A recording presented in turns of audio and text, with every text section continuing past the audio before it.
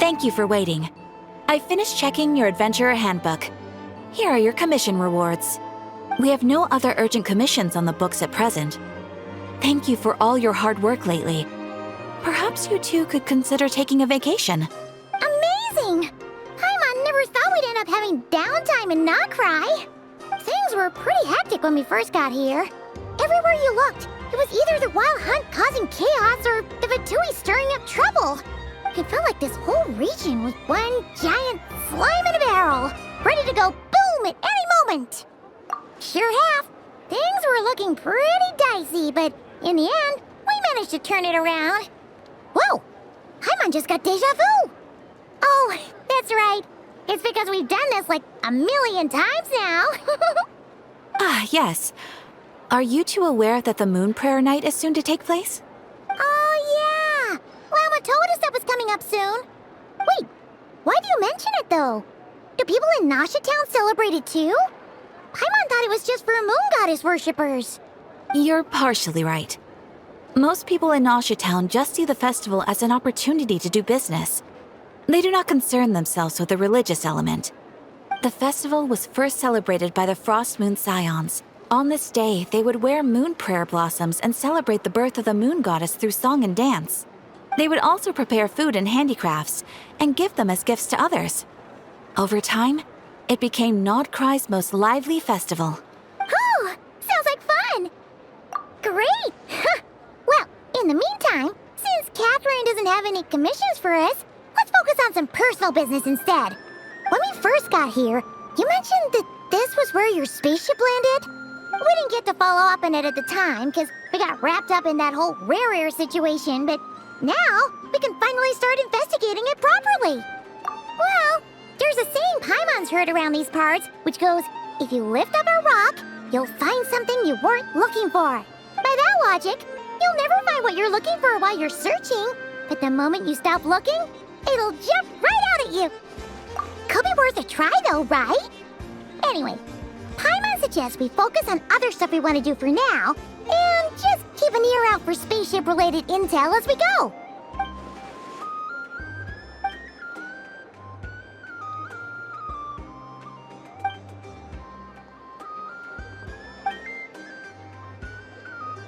What's wrong? She looks super serious all of a sudden. Huh? Paimon gets why you'd be concerned about Columbina, but what does the doctor have to do with anything? Oh, that's true. And now that you mention it, we're definitely overdue for a showdown with the Fatui. It is weird that he hasn't shown himself this whole time. What could he be up to? True. Paimon would much rather deal with Marionette anyway. She says the meanest things, but when it comes down to it, she doesn't seem like a bad person. Maybe it's the pressure of being a Fatus? Especially as a Harbinger.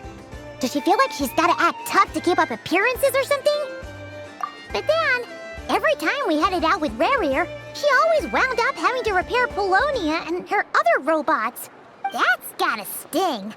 Losing face always hurts more for people who care a lot about their image.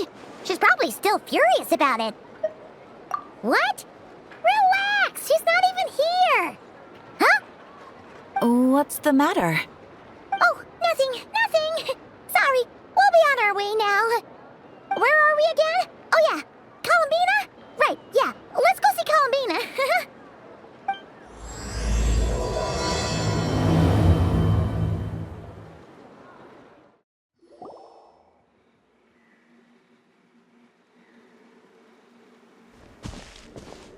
Hey, she's sitting up.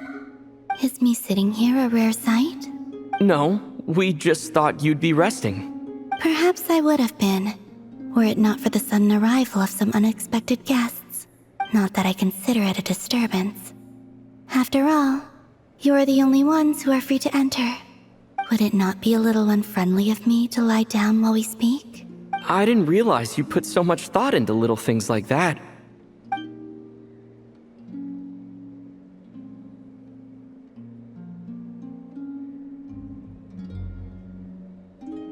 Only sometimes.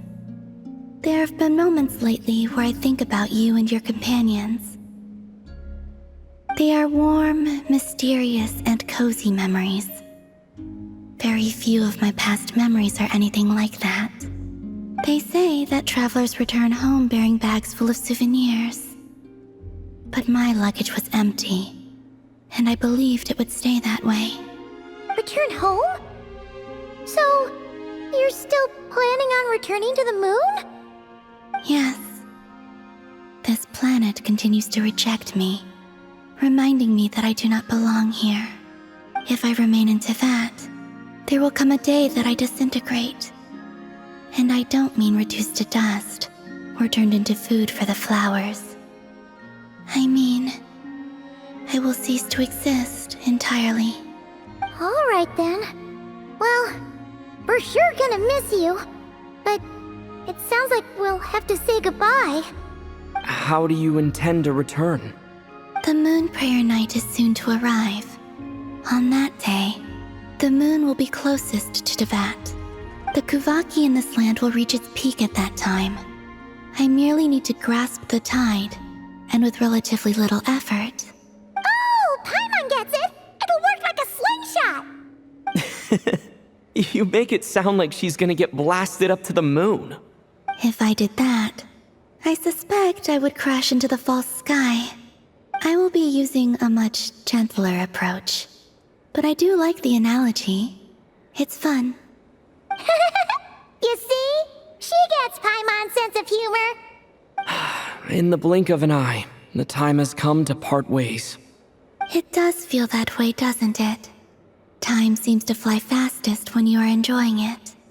I have always thought of myself as a wanderer on this earth, and it has never expressed any desire to keep me here. Yet, just as I plan to depart, it tugs at my arm. Is this a gesture of affection? Or is the world mocking me?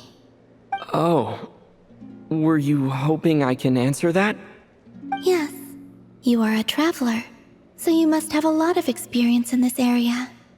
Then, what I would say is, enjoy the moment. That's right! Don't overthink it! Happiness is happiness and joy is joy! The point is to enjoy it, not analyze it! I see. Then what I would say is, even though I am very tired right now, I am still happy. I can't tell from the tone of your voice. Oh, really? You don't think I sound happy? I'm just kidding. I could tell you were in a good mood today from the moment we saw you. Ah, a joke. Albeit not a funny one. Anyway, I assume you're here about you-know-what. Give me your hand. Actually, it's not that. There's something else we wanted to discuss with you. Oh. Then, do you still want to give me your hand? Or not? Sure.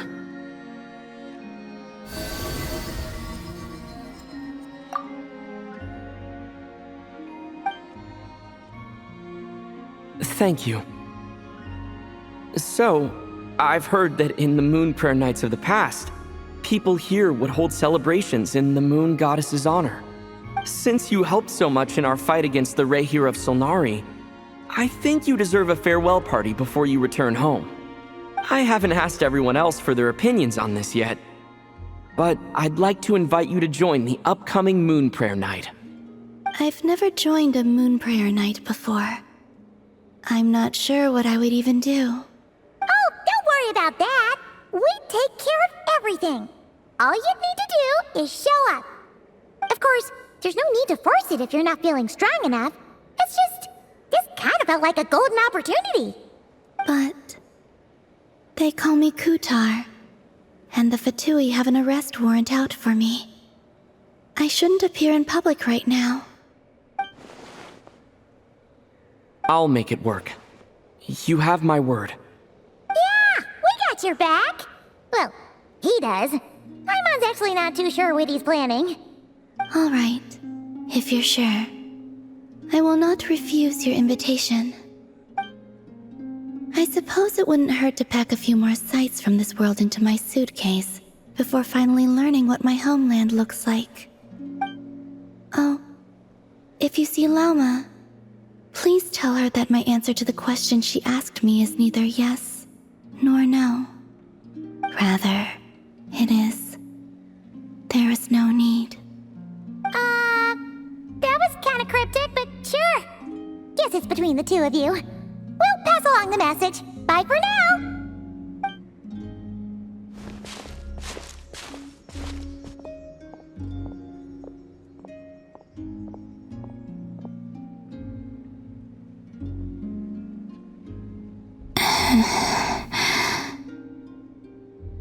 And also, I do not know.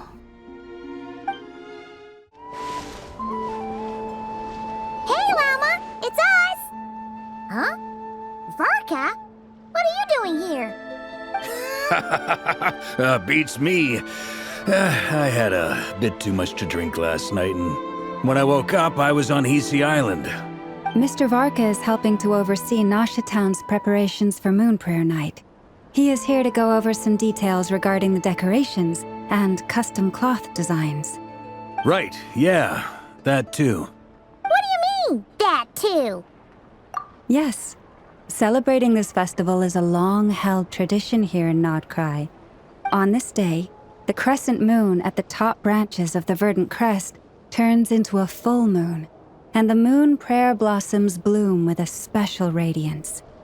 Our people take these to be blessed omens. It's an especially welcome event coming off the back of all that nasty business with Rare. Everyone got put through the ringer recently, and now they're looking to turn their fortunes around.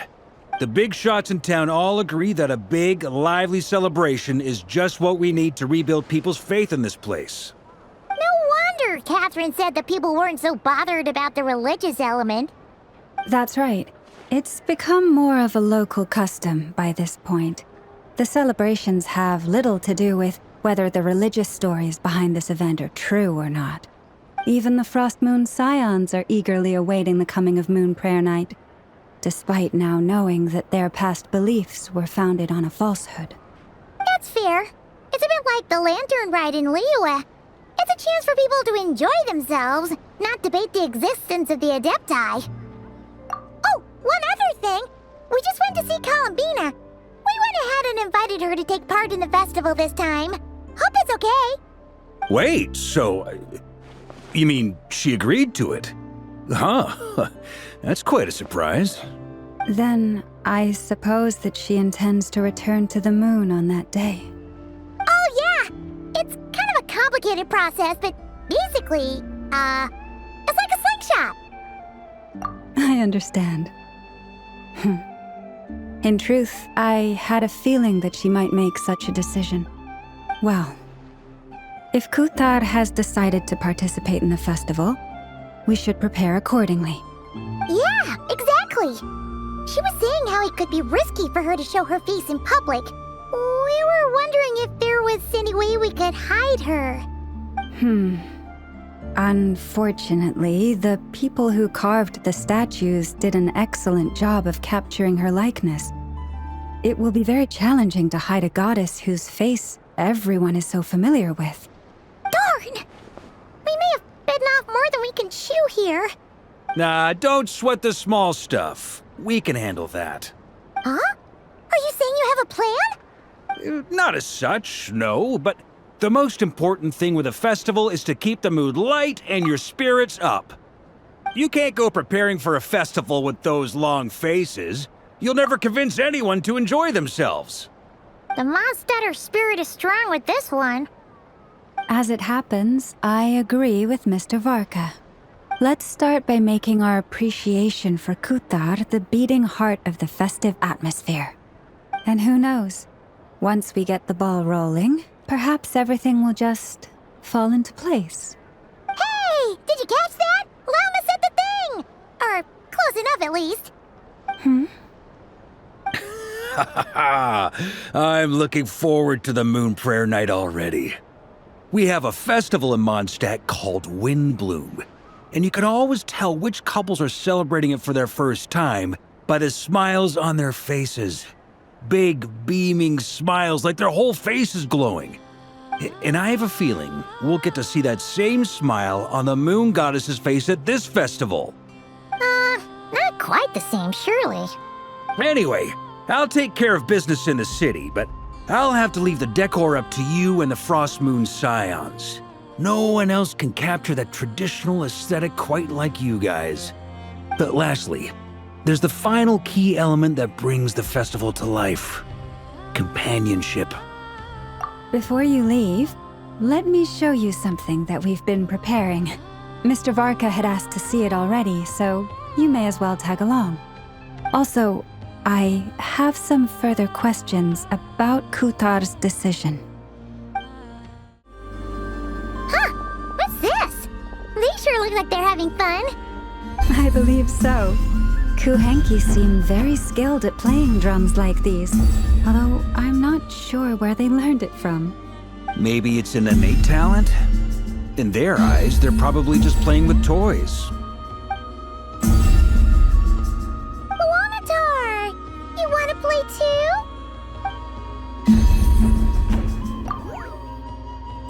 Yeah. She looks more confused than anything. Maybe we can teach her next time if we get the chance. Everyone seems hard at work. They're preparing items for Moon Prayer Night. For instance, the sculpture being made over here. Mr. Varka and I were just finalizing the details of where it will be placed. Ah, there she is. I didn't know the finished article would be so large. Not to worry, though. All the necessary arrangements have been made. Just let me know once it's ready, and I'll get some people to ship it over. You have my thanks. And over here, we are preparing a very traditional confection. Oh, look at all these colors! It looks great! Can Paimon try one? Of course. I have a feeling you'll like it a lot. You bet! Sweets and treats are Paimon's favorite! If you included those in the Feast of the Moon, I bet Paimon would have joined the Frost Moon Scions by now. There will also be verdant crests like this present in Nasha Town during the festival. The timing of Moon Prayer Night is not completely set in advance. We make a rough estimate, then observe the changes in the verdant crests and moon prayer blossoms to guide us. As such, the wait itself is a fun feature of this particular festival.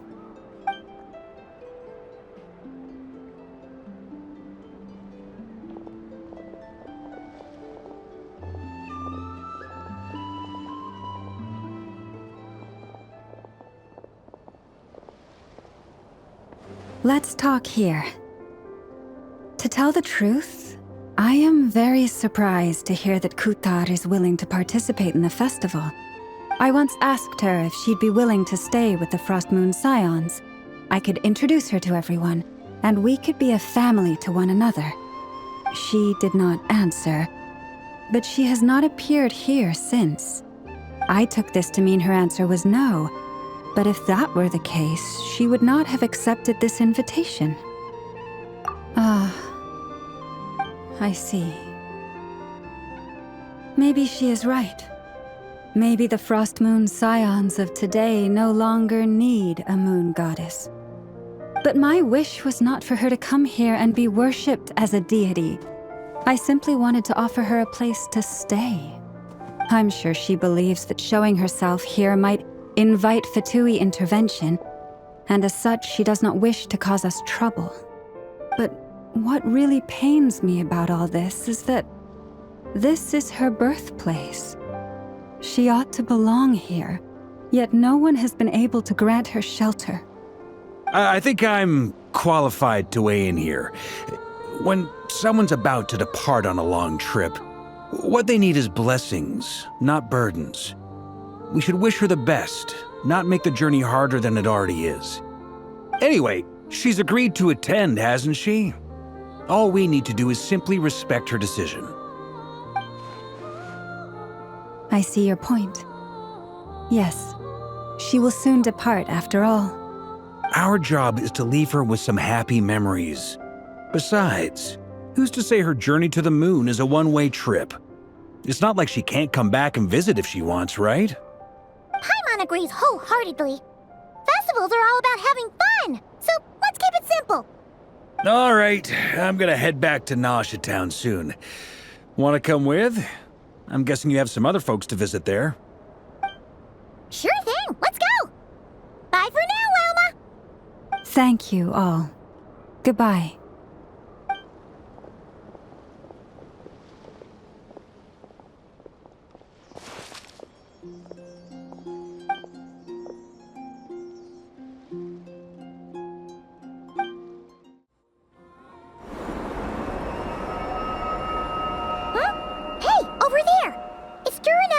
With Flints.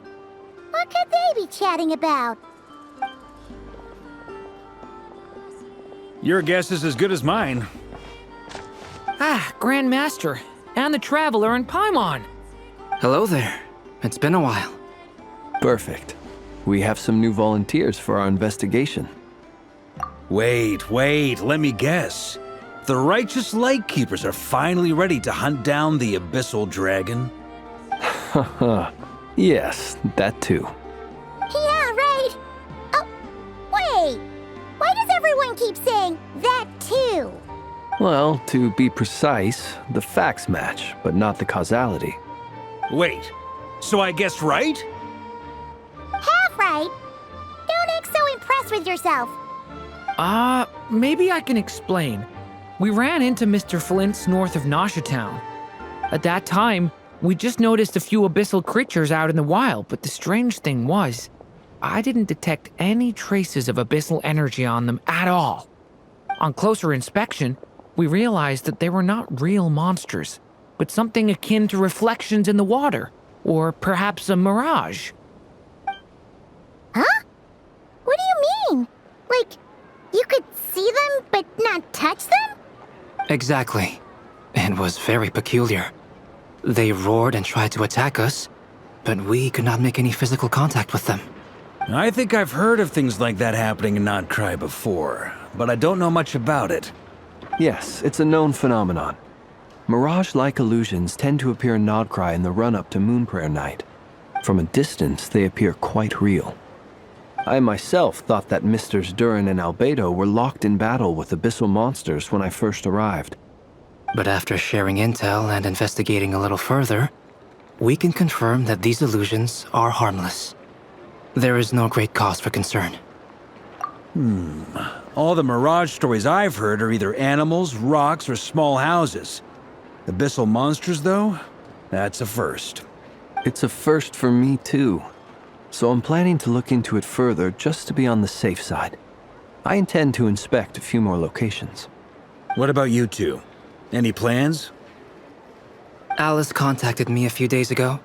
She'd like me and Durin to assist her with an experiment. But we lost contact shortly after receiving the message. I'm sure that comes as no surprise to anyone familiar with her. We don't know when the wind will blow, yet when the wind blows, we will know. That, in a nutshell, describes how Alice operates. Yeah, that tracks. Okay. Well, I suggest we investigate this Mirage business in the meantime. It's piqued my curiosity, and I'm pretty sure I know someone who will already be 10 steps ahead of us. Well said. Right? Whatever's happening in Nod-Krai, she always seems to be the first one to know. Let's go see what she knows. We can invite her and her staff to the festival while we're at it.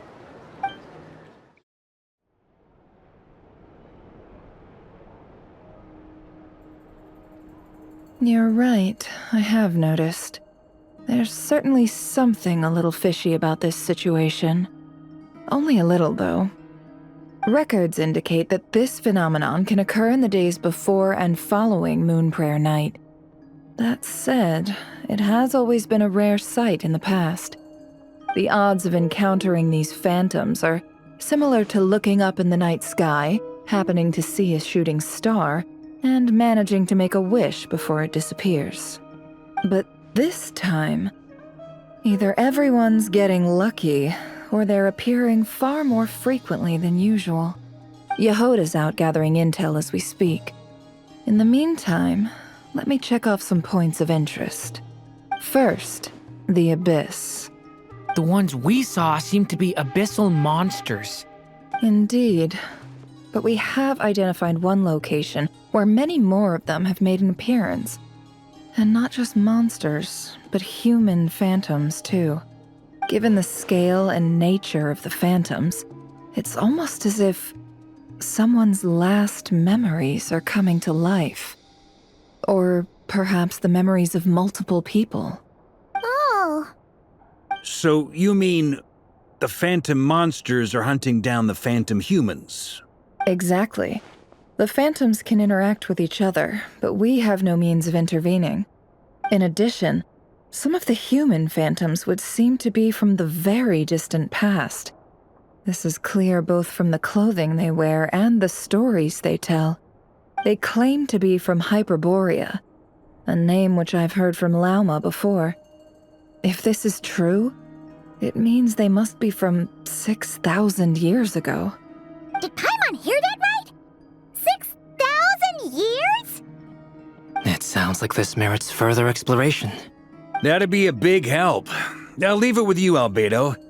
My knowledge of ancient history is non-existent. I used to doze off every time the pre-Knights of Favonius era came up in class. It's quite a miracle that you were able to understand these phantoms' speech, given how long ago they lived. I suppose you're right. But I'll leave the archaeologists to ruminate over that conundrum. As an intelligence broker, my sole interest is in the value of the information I gather. Which, in this case, hopefully means earning myself some good favor with our dear Lady Moonchanter. So calculating. Whew, this intel broker logic always catches Paimon by surprise. Sounds to me like we could split the work up. I think the abyssal phenomenon is best left to Albedo, Flints, and me. Agreed. It coincides with my duty as a lightkeeper. For my part, I'd like to understand the abyss better. Even a little knowledge would go a long way. This is certainly a rare opportunity to study the abyss. But even rarer, perhaps, is the chance to make contact with the ancients. The Curatorium will take the lead on investigating the Hyperboreans. We put in the work to learn what we know so far. It seems only fair that we get some quantity of exclusive intel. That just leaves our trusty team of 2 unassigned. Since you became an honorary knight, of course. This was part of my grand plan all along. Ha ha ha! Oh yeah, by the way, we managed to convince Columbina to come to the Moon Prayer Night celebrations. Would you and Yehoda like to join too? She agreed to that? Huh. Quite an achievement. Never underestimate the traveler, I guess. I'd be happy to join. No point shutting myself inside when the streets are all decked out. I doubt any clients will be visiting during the festival in any case. And Yehoda loves a party, so I'm sure she'll jump at the opportunity. No. No. No. No. No. No. No. No. No. No. Way to contradict me in front of... Wait. No, that's not what I have bad news, boss. So many people. All right, everyone inside, quick.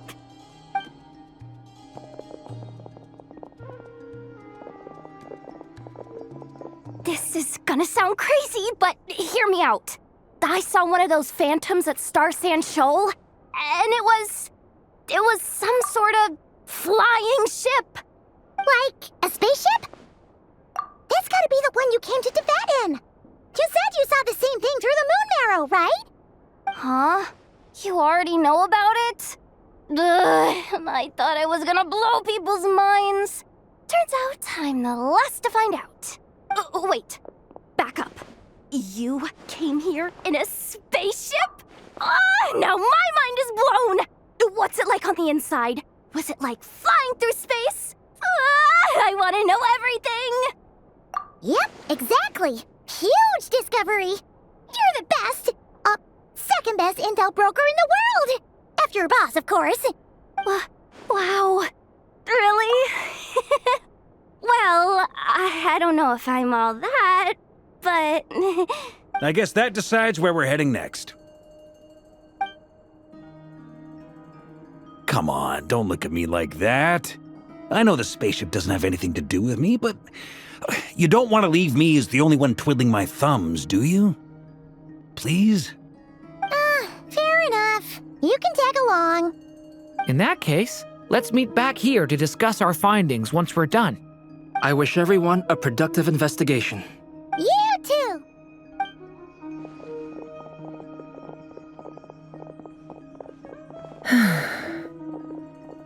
What's up, boss? Aren't we gonna head out? Tell me, Yehoda, when did the curatorium start giving out intel for free? Oh, sorry, boss.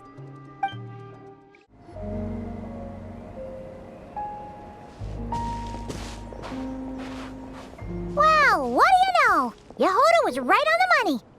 This Phantom really is your spaceship. But that's so weird. Why would it show up here? Is it some kind of projection? Or a ghost? Like, maybe it no longer exists, but somehow it left an afterimage? Ah, you're already here. Miss Lauma, what a surprise. I thought you were busy with festival preparations. I was, until one of our people informed me that a strange sight had appeared at Starsand Shoal. No one's ever seen something quite like this before. I thought I should see it for myself. Same here. Oh, so we heard that these things appear around the festival period. Any idea why that is? Unfortunately not. We have very limited information about them, since they can't be interacted with. And no human phantoms have ever made an appearance before now. The most we've been able to deduce is that these sightings appear to be connected to the increase in Kuvaki energy around this time. Yeah, seems like that's all we can do. This is all so confusing. Allow me to lend you a hand.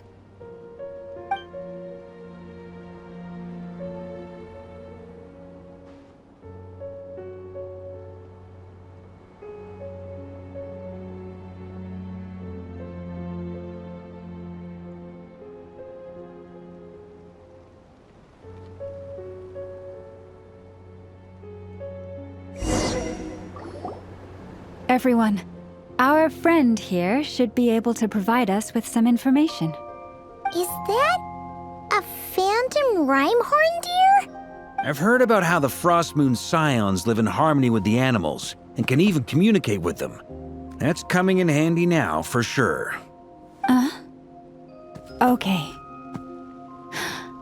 Yes, I understand. Then how about this?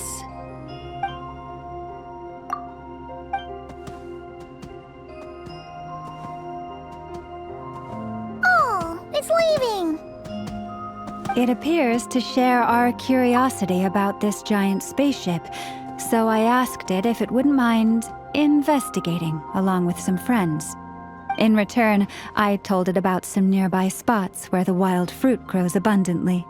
We may live in a different era from these phantoms, but I trust that the terrain, climate, and ecology here are more resistant to the effects of time than some things are.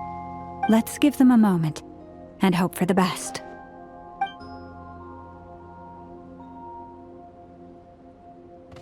All back together? Must have been a lot of fruit. Indeed. Now let me ask them some questions.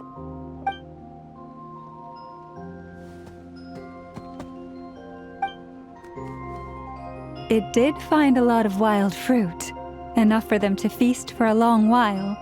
This puffin circled in the air several times, but didn't spot anything out of the ordinary. Certainly nothing to do with the spaceship. Huh. Well, it definitely makes sense to get a bird's eye view. Indeed. Other than that, I was also thinking that the world these phantoms see is also different from ours. Oh, I get what you mean. The wild fruit exist in both times and spaces, but there might also be things that only exist in that space-time, which we can't see. Good point.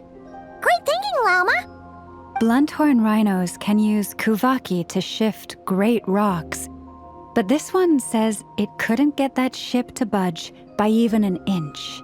The sniffer mole tried too, but despite being a skilled digger, it could not get through. They say that the spaceship looks robust and undamaged. It seems completely impervious to any and all attacks. Whatever lies within is well defended from harm. So, just like us humans, there was nothing they could do about this spaceship either. Yes, still, they deserve our thanks. We are grateful for all your efforts, dear friends. Now go, and enjoy your feast. I've noticed some other human phantoms gathered nearby. Come on, let's go talk to them. What is this thing? I've never seen it move, and there's no way to get inside. Goodness knows. My grandpa says it's been sitting here at least since his grandpa was still alive. What about his grandpa? Did he say anything to your grandpa's grandpa about it? Huh? I don't know. In all likelihood, it was here back then too. Hard to imagine something this huge could move. Guess that means that as far as they're concerned, this ship's been around a long time. Come on, brothers. If we can get even a small chunk off of this thing, it's gotta be worth a fortune. Today is the day we strike it rich. Huh? You mean Paimon? Yes, brother, I shall join you. Let's make our fortune. We should go with them. What the? This thing is crazy tough. I can't even scratch it. What's it made of? Sorry, brother. Looks like we'll have to seek our fortunes elsewhere. Enjoying yourself? I was just seeing if I could influence this phantom's perception by playing. But nope, no dice. I'm sure we're all starting to build up an idea of what's going on here now that we've spoken to some of the people. These phantoms are reenacting real historical events in Nod-Krai. It's almost like we're in some kind of interactive stage play. We can talk to the actors, but the plot is fixed and we can't influence it. It makes sense. History is set in stone. The objective facts of the past cannot be changed. Paimon totally thought you were just goofing around earlier. But actually, you were doing some serious investigating. Of course I was. Anyway, at this point, I think we're forced to conclude that although the Phantom spaceship is right there in front of us, we aren't going to learn much about it from these people.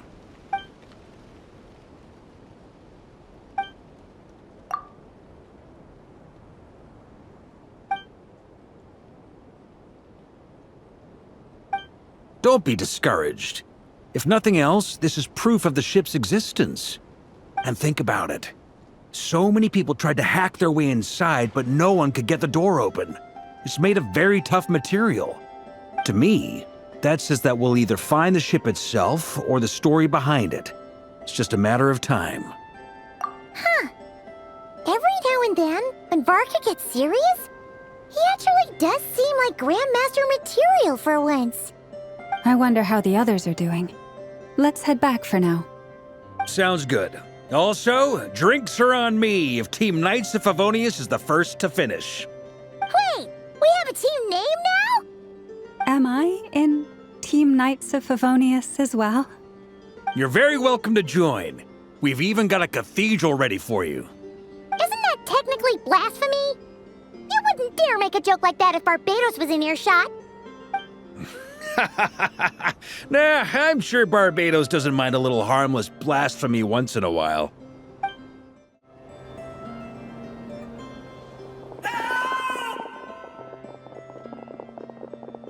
Oh, no! Get away! Oh.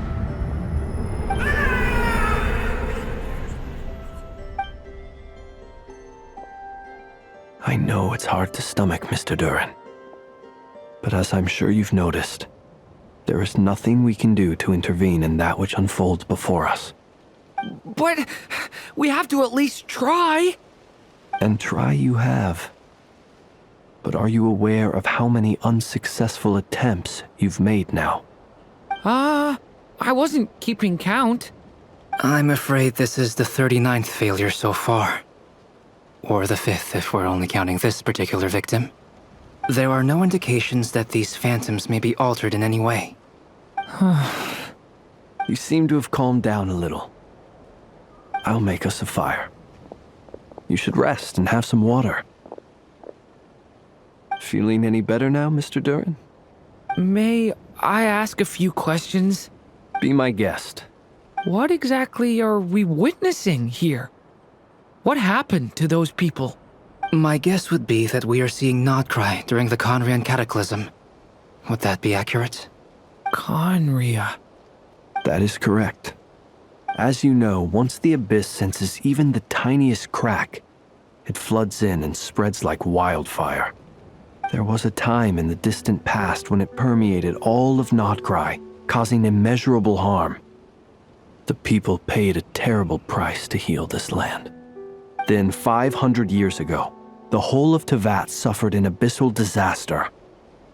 Once more, Nod-Krai was dealt a devastating blow. I see. In the face of the abyssal onslaught, all were like grains of sand tossed around by a tidal wave. Be they human, fae, or god. The moment you witnessed is but one drop in a whole ocean of catastrophe. All right. I guess that answers my second question, too. I wanted to know why there's nothing I could do to help them, and that's because what we are seeing is history. That would be my guess as well. As I understand it, history and fate are not all that dissimilar. The latter may be unseen to us, but both are immutable. Yes. Fate was determined long, long ago. I still have a couple of other questions for you, Mr. Flint. You mentioned more than one abyssal disaster that has struck this land in the past. How can you be sure that what we're seeing is from the Conrian incident? And also, how are you able to stay so calm when you're talking about these events? From everything I know about you, you're not cold or ruthless, and you're not indifferent to the suffering of others. Alas, I am forced to show my age. I must be 600 or 700 years old by human measure.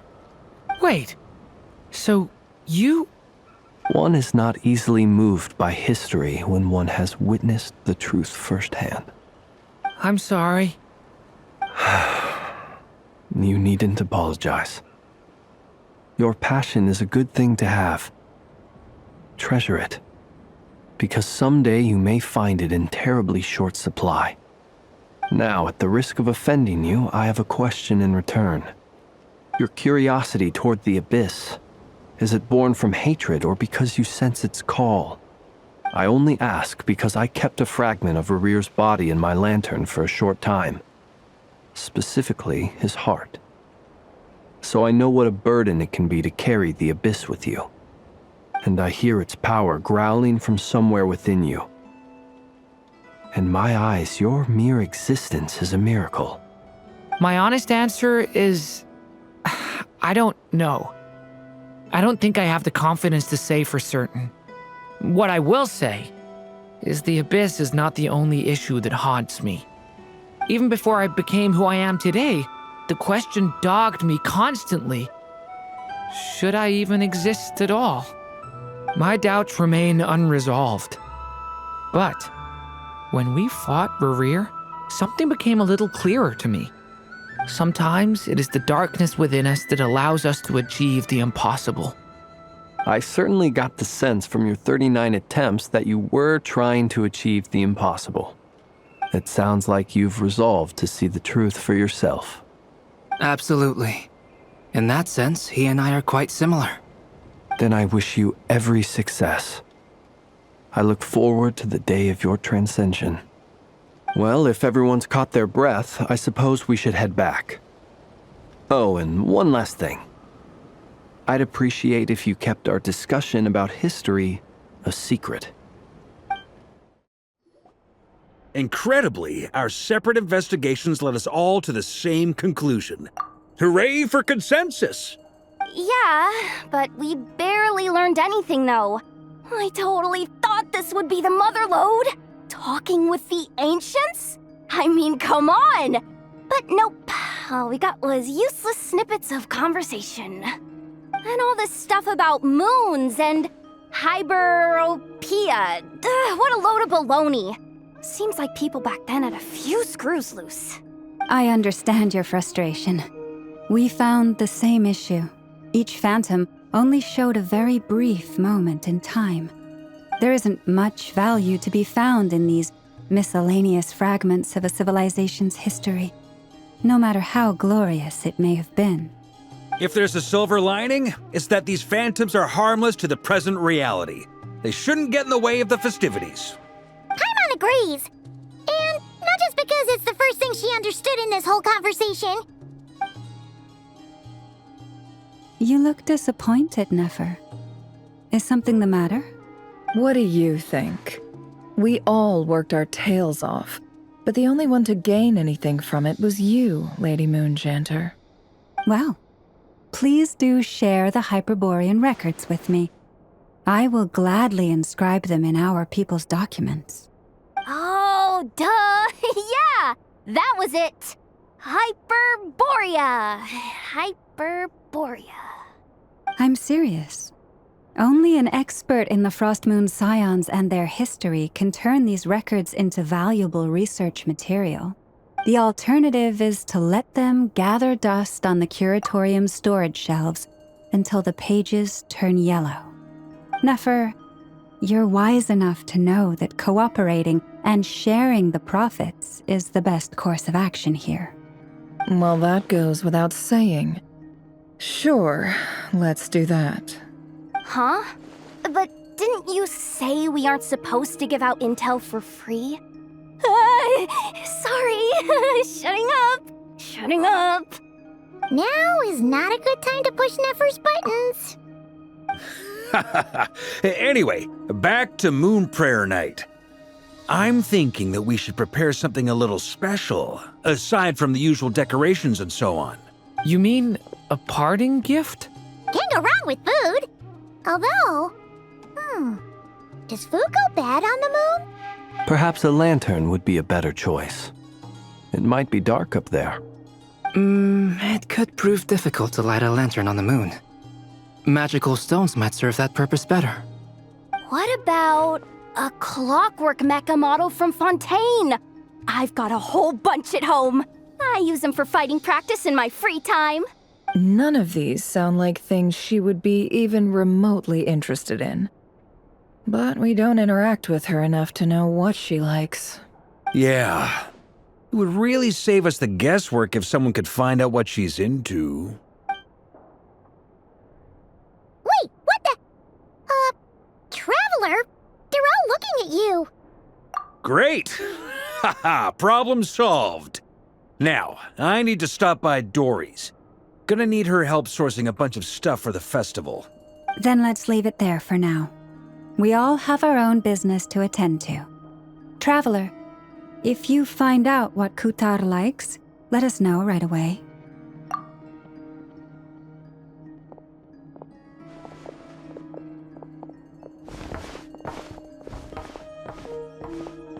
Is something the matter?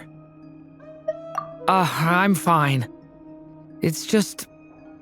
I'm still feeling a little rattled after witnessing the horrors of the Abyss. But it's okay. This is something I have to work through. I'll be all right.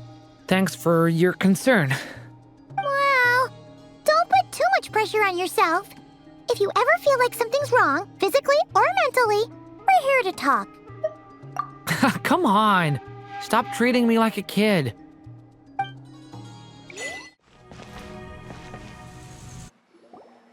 Columbina, we're back! Huh? She's not here. Weren't there a few Kuhenki here last time, too? Where did they all go? Walkies? For Kuhenki? You're not pets, you know. Oh, well, looks like we just came at a bad time. Let's try again tomorrow. There's still a few days until Moon Prayer Night, so we're in no rush. Besides, she needs time to rest anyway.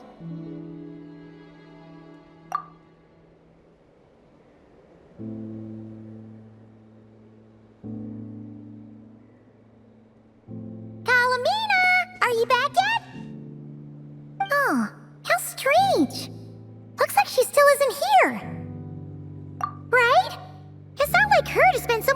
outside, especially since she's worried about attracting unwanted attention. What about Luonatar? Luonatar, you there? Hey! Do you know where Columbina went? Sorry, didn't understand. But if you know where she is, could you take us to her? Yeah, that's even stranger. What about him? Oh, that's not good news. They change color when Columbina gets weaker, right? And they look super pale right now. Good idea. She might know what's happening.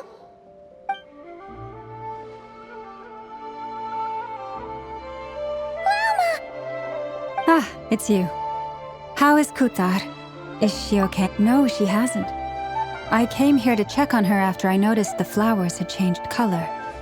Based on past precedent, she must be very weak right now. Even getting up to walk would be a struggle. It seems unlikely that she wandered off outside. Not to mention that she doesn't do that at the best of times either. So yeah, this is super weird. No. Very few people are in the know about Kutar's whereabouts. And if anyone suspicious had visited, they'd have left some sort of evidence. Come on, let's go to Nasha Town. If anyone has seen her, someone there will know about it. It's Nod-Krai's information hub after all. Makes sense. Let's go!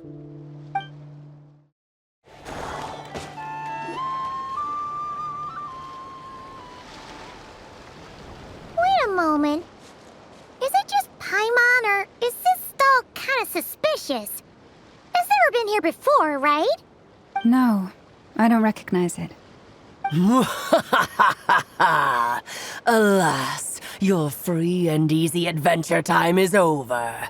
Now, prepare to face the final boss of Nod-Krai. Whoa! Where'd that voice come from? Not sure, but it's definitely hostile. No, not that way. The final boss is right here. The sniffer mole? That's the final boss? Surely not. Also... Okay, the jig is up. I'll stop teasing you. Turn around. I'm right behind you.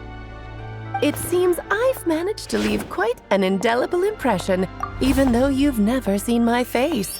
Ah, nothing could make a great mage more pleased with herself.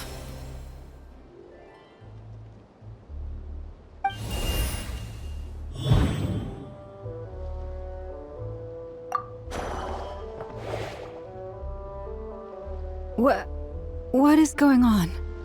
I've heard that all the big shots in Teyvat have long, wordy titles that stun people speechless when they make their entrance. Unfortunately, none of them are affiliated with the Hexenzirkel, and we ourselves keep a very low profile. The notorious name-dropping doesn't quite work for us. Still, I, for one, think I'm really quite amazing. So that didn't stop me from coming up with a title anyway. Alice? It's really you this time? Not a lantern or a Dodoko, but Alice in the flesh? Oh, that's right. So, what do you think? How does it feel to finally meet me? You look like... Oh, that's the first thing you thought. A little surprising, but that actually makes me very happy. Because that means that when Klee grows up, she'll be just as stunningly beautiful as her mother. So she's a friend of yours? Kind of. This is actually the first time we've seen her in person.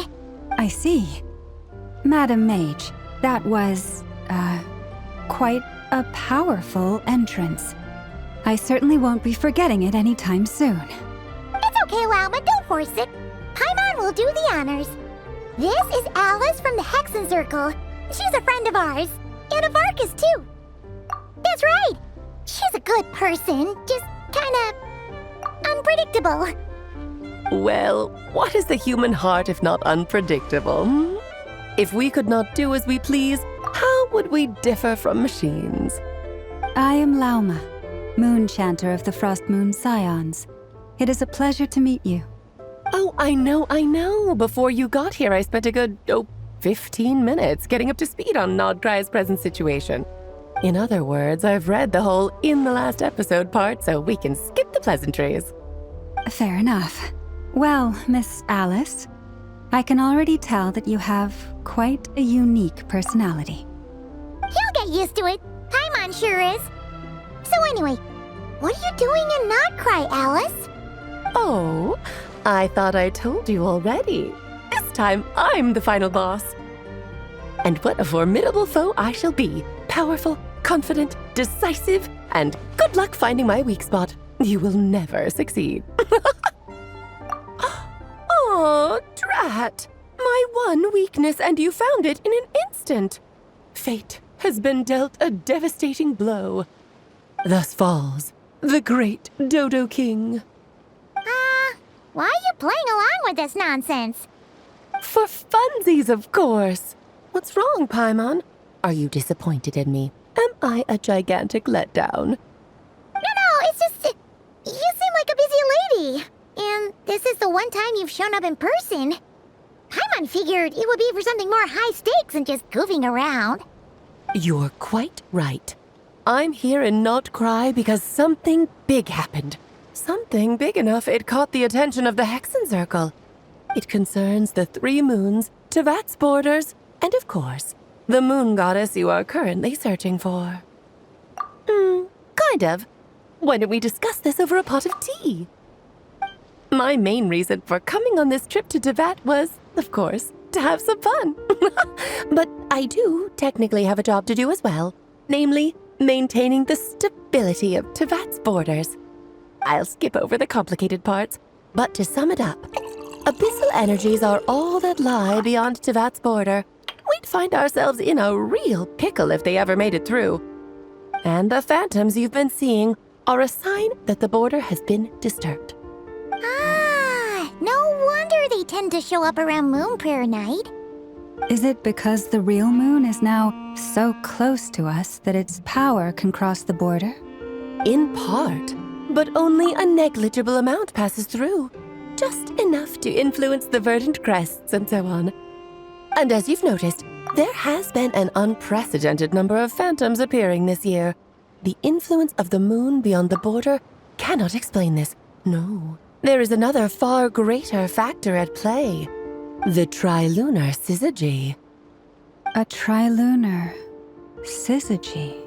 Eons ago, before the heavenly principles came to Tevat, it was the then 3 moon goddesses who controlled the laws of this world. Oh, that's exactly it! The 3 goddesses split these powers amongst themselves, promising never to consolidate them into one singular body. This was meant to keep the world stable. But, fast-forwarding to the present, the eternal moon's marrow is with you, while the iridescent moon's marrow, which should never have appeared in this world, has been retrieved. Add that to the presence of a moon goddess in the flesh and... the power of all 3 moons is gathered here in Nod-Krai. There hasn't been an event like this since the War of Funerary Flame. And it's having a noticeable effect on Tevat's borders. Because I wish to give my darling daughter a peaceful, sunny environment to grow up in. Is that a good enough reason? Kinda sounds like you're dodging the question, but it does make sense. Well, that's one reason anyway, and the most important one. The others are a little complicated to explain. For instance, cleaning up after dearest Miss R. Albedo could tell you more about that if you're curious, but right now, I have a more important question to ask you. Why are you collecting the moon marrows? I see. Nicole told me about that legend once. Nicole? You mean Meet Anne? Oh, so you remember. Yes, of course. That was a story about fate, her area of expertise. But back to the story of our dear moon goddess. I'm afraid her intended method of returning to the moon is unlikely to work anymore. What does that mean? She may be missing, but she hasn't gone anywhere. She has disappeared.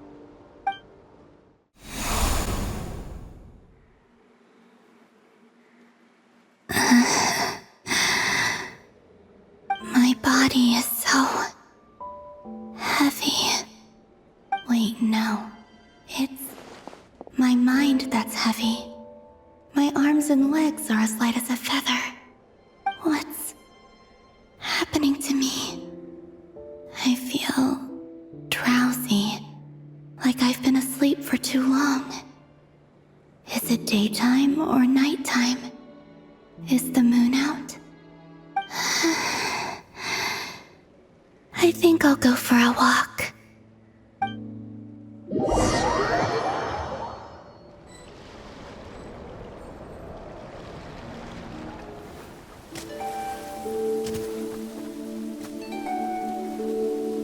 Are you out for a walk too?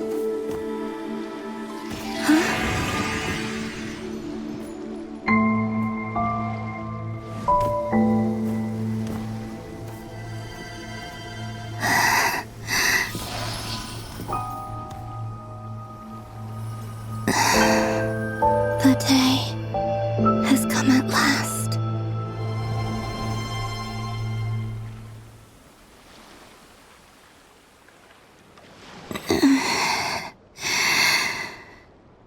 Have I grown so weak that I can't even sustain my physical form? But Moon Prayer Night is nearly here. I was so close to returning home. Death is near. Is this how it ends for me? Will I return to the moon after I disappear? Or...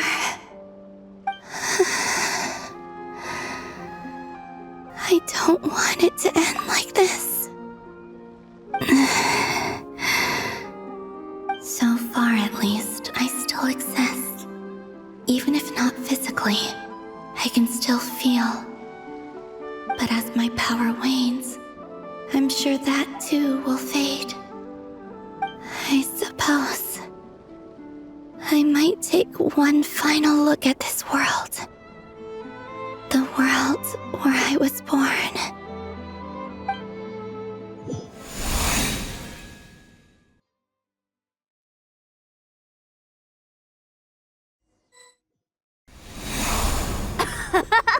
Come on, come on! Wait for me! The Frost Moon Enclave. How much it has changed since I was born. These decorations, they're so heavy. It's times like this when you kind of wish men could be priestesses and acolytes. How fascinating. I've never had the chance to be privy to people's private lives in this way. In the past, people would get so solemn and serious the moment I showed my face, like they were frozen stiff. Karina, Lametti, it's time to eat. Coming! I want to watch them a little longer.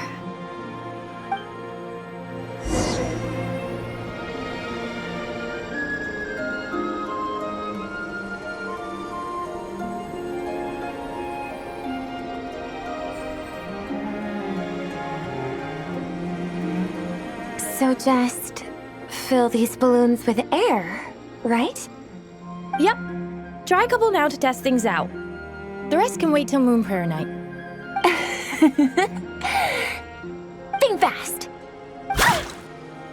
Rita! Teasing an acolyte of the Frost Moon Scions? Surely that's a punishable offense. Take this! Huh? Alright, enough horsing around. Lady Lauma gave us a task. We should get back to it. The task is just to check that the balloons don't leak, right? Doesn't matter if we fill them with air or water. Yeah. Okay, you got me there. And you got me there. But still, we can't use all the balloons before the festival even starts. We won't use all of them. And as long as Lady Lauma's trusted acolyte doesn't snitch, this can stay as a little secret between friends. A couple more can't do any harm, right? Oh, you menace. Then think fast!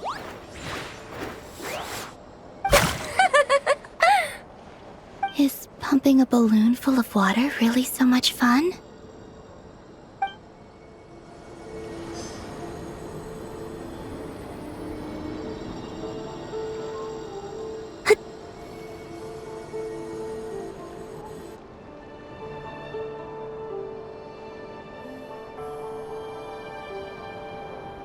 I'm sure you're both tired from playing all day. Come on, eat up. A plain, humble meal.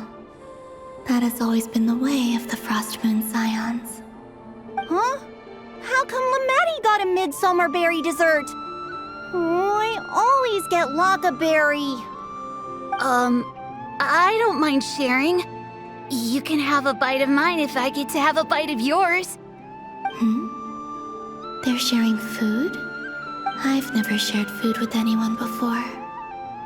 Even at the Harbinger tea parties, everyone just ate off their own plate. And when I couldn't finish my food offerings from the Frost Moon Scions, they'd leave the leftovers out under the moonlight for the animals to claim. Hey! That was 2 bites! Oh, then you can have another bite of mine. Oh, you too. Oh, don't fret now. Here, have some of Granny's too. So this is what it means to be family.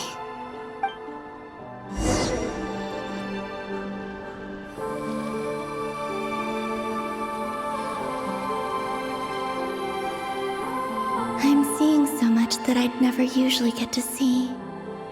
They'd never act like this when I was around. It's nice, being able to just watch people in peace in these final moments. What a rare opportunity. I think I'll go take a look around Nasha Town, too. Maybe the Traveler will be there.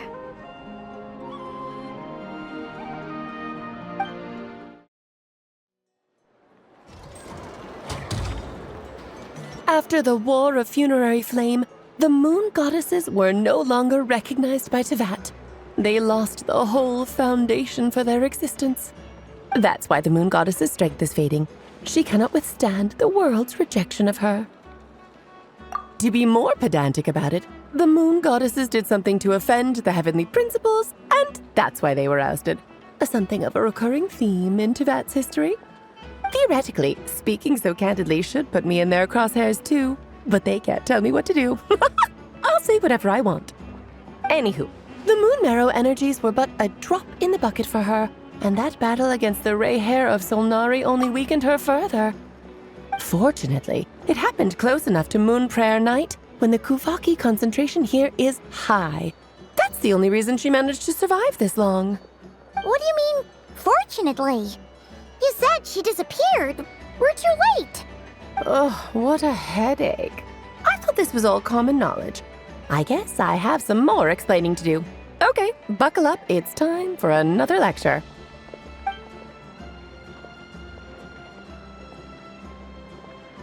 Now, I said earlier that the Moon Goddesses lost the foundation for their existence. The reason for that has to do with the natural order. Basically, the rationale for their existence in Teyvat was lost. The same logic applies to the present Moon Goddess too. Consider her existence so far. Her comrades in the Fatui called her Damselette. And she was worshipped as Kutar by the Frost Moon Scions.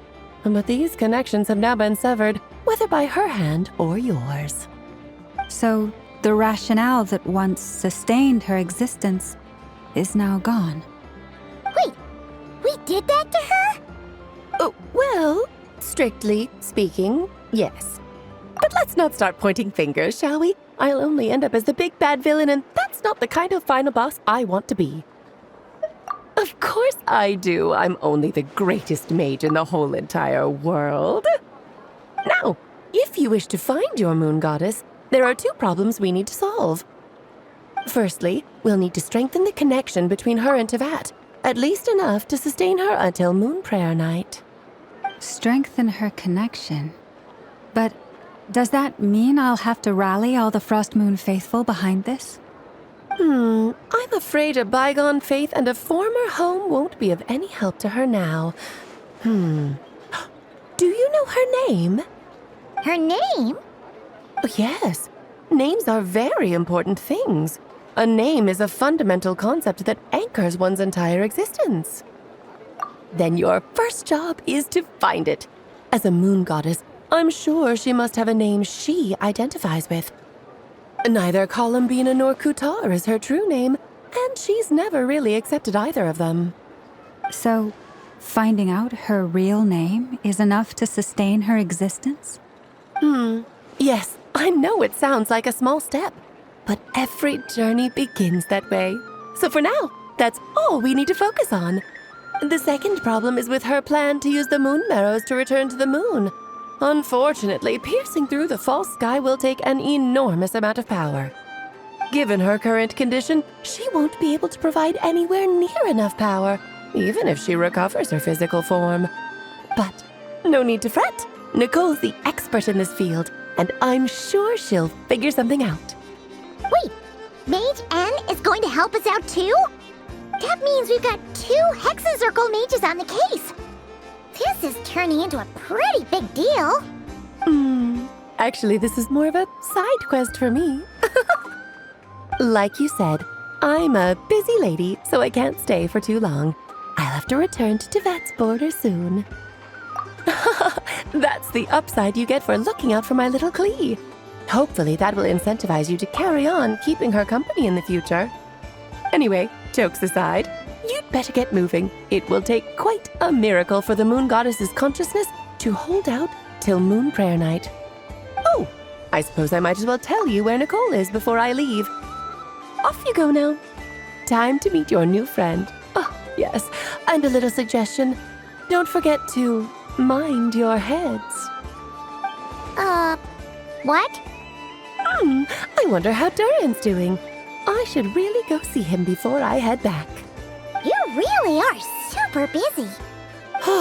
I most certainly am. There's so many children I have to keep tabs on just in Mondstadt. Durin, Albedo, Venti, Varka. Klee didn't make the list, huh? Of course not. Klee is my pride and joy. I have no qualms about her, because she's the best child in the whole wide world. Yep. Klee's a little angel. I'm glad you agree. Well, all the best. See you when I see you.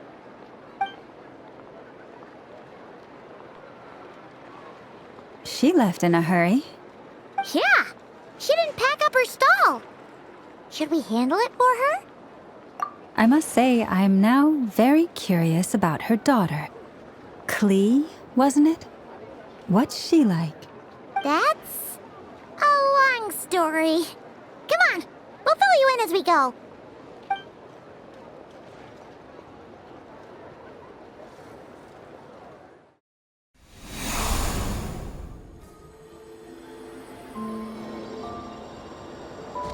What a lively place. I've never experienced Nasha Town like this before. Hey, you old geezer! Your hammer's rusted through! Who are you calling old geezer? Are they quarreling? I'm looking right at him! You've really gone downhill since giving your daughter free rein in the workshop. Can you even swing a hammer anymore? It shouldn't take you days just to fix a single chair. You might as well use that hammer to massage my back for all the good it's doing. Don't run your mouth, or you'll get a back massage that'll put you in bed for the rest of your life. Look, the materials haven't arrived yet, all right? You know how busy it gets in the days before moon prayer night.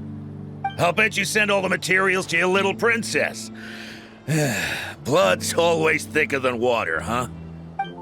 All right, you've made your point, Uncle Koski. As soon as the materials arrive, fixing your chair will be the #1 priority. And Dad, if you've got time to chat, why don't you lend me a hand, See? Lolka knows what the score is. I guess they're friends. But the way they spoke to each other was so ugly. Then again, It wouldn't be the first time I've seen something like this. Columbina! Sing outside my door in the middle of the night one more time, and I'll unscrew your vocal cords. You hear me? Oh, Zandrone. So that was her way of trying to be friends with me. What a pity. I won't get the chance to say any ugly things in reply. Hey, have you decided what to give her for Moon Prayer Night? I sure have. She's gonna get the surprise of her life when she's least expecting it. Then I'll whip out the ring and pop the question. The surprise of her life. What a fun turn of phrase. Cool, I get the picture. You can spare me the gushy details. Ooh, looks like we have a customer. Hello there, ma'am. Would you like some Moon Prayer Night candy? Huh? Is he talking to me? Can he see me? Here you go. Oh. Come back anytime. Right. Now, where were we? I don't know why, but I still held out hope.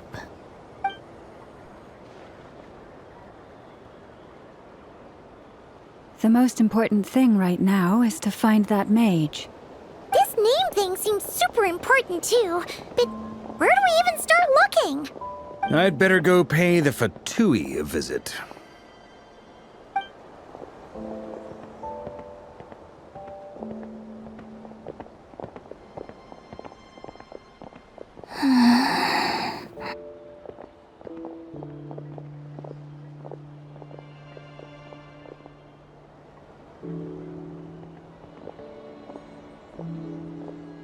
Columbina?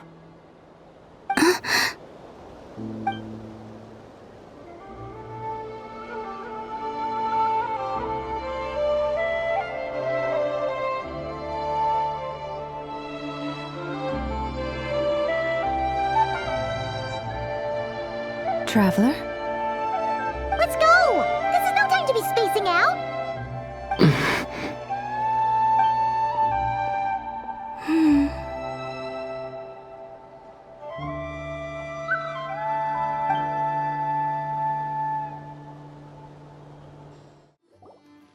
Where are they going?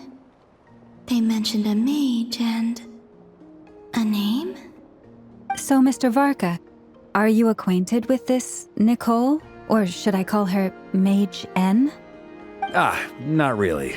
We've never met, though she has come up in conversation. From what I've gathered, Alice kinda took Nicole under her wing. Taught her how to speak in a more ladylike fashion, that kind of thing. Huh. Hard to imagine Alice as an etiquette coach. Yeah. Alice is a larger-than-life personality, I'll give you that. But then again, that's why she's able to draw such an eclectic mix of people into her inner circle. If I remember correctly, being an interesting person is actually one of her main entry requirements. So, if you ever wanted to join the Hexenzirkel, I'm sure you'd both be eligible to apply. Hey! Don't go around making promises on Alice's behalf! I wouldn't dare. I'm just trying to paint a picture of the Hexenzirkel for you. Okay, sure. Anyway, since none of us have ever met Nicole, how are we supposed to find her? We can't just go up to every woman in sight and ask, "Hey, are you Nicole?" Maybe something she's wearing will give it away? Like a windbloom pinned to her chest or something. Wait a minute. Alice never said Nicole was from Mondstadt. Oh, true. That would be... this young lady, then?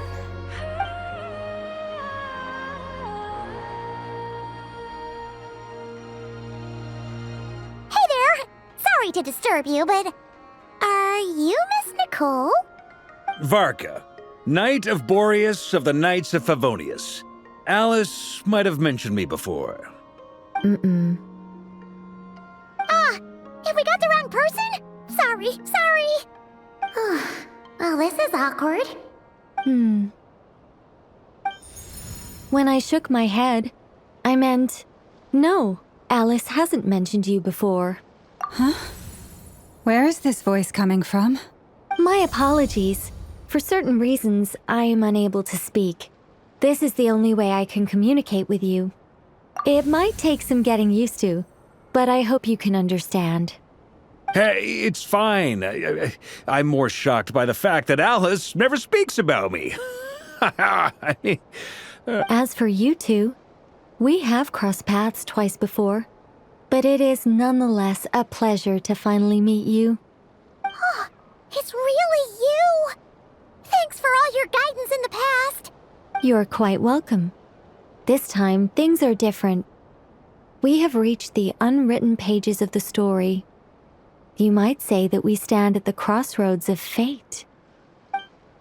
Now then, allow me to formally introduce myself.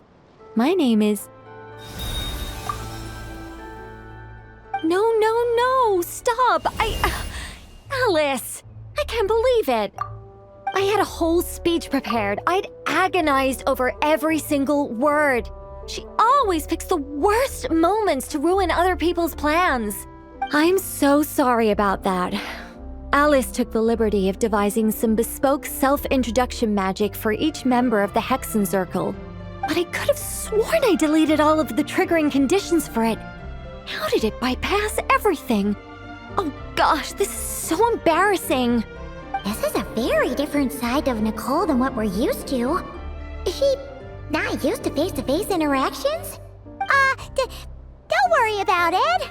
We've seen that introduction magic once already, so it wasn't too much of a shock. Please go on, Miss Nicole. We'd love to hear what you have to say, or, well, communicate. Huh? Are they talking to this lady? But... Will you all promise to forget that horrendously embarrassing introduction? sorry, embarrassing. When?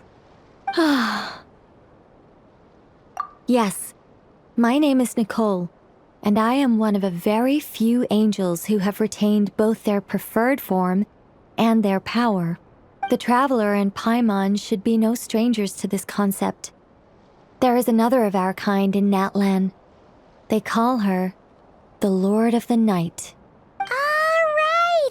Paimon remembers her. Yes.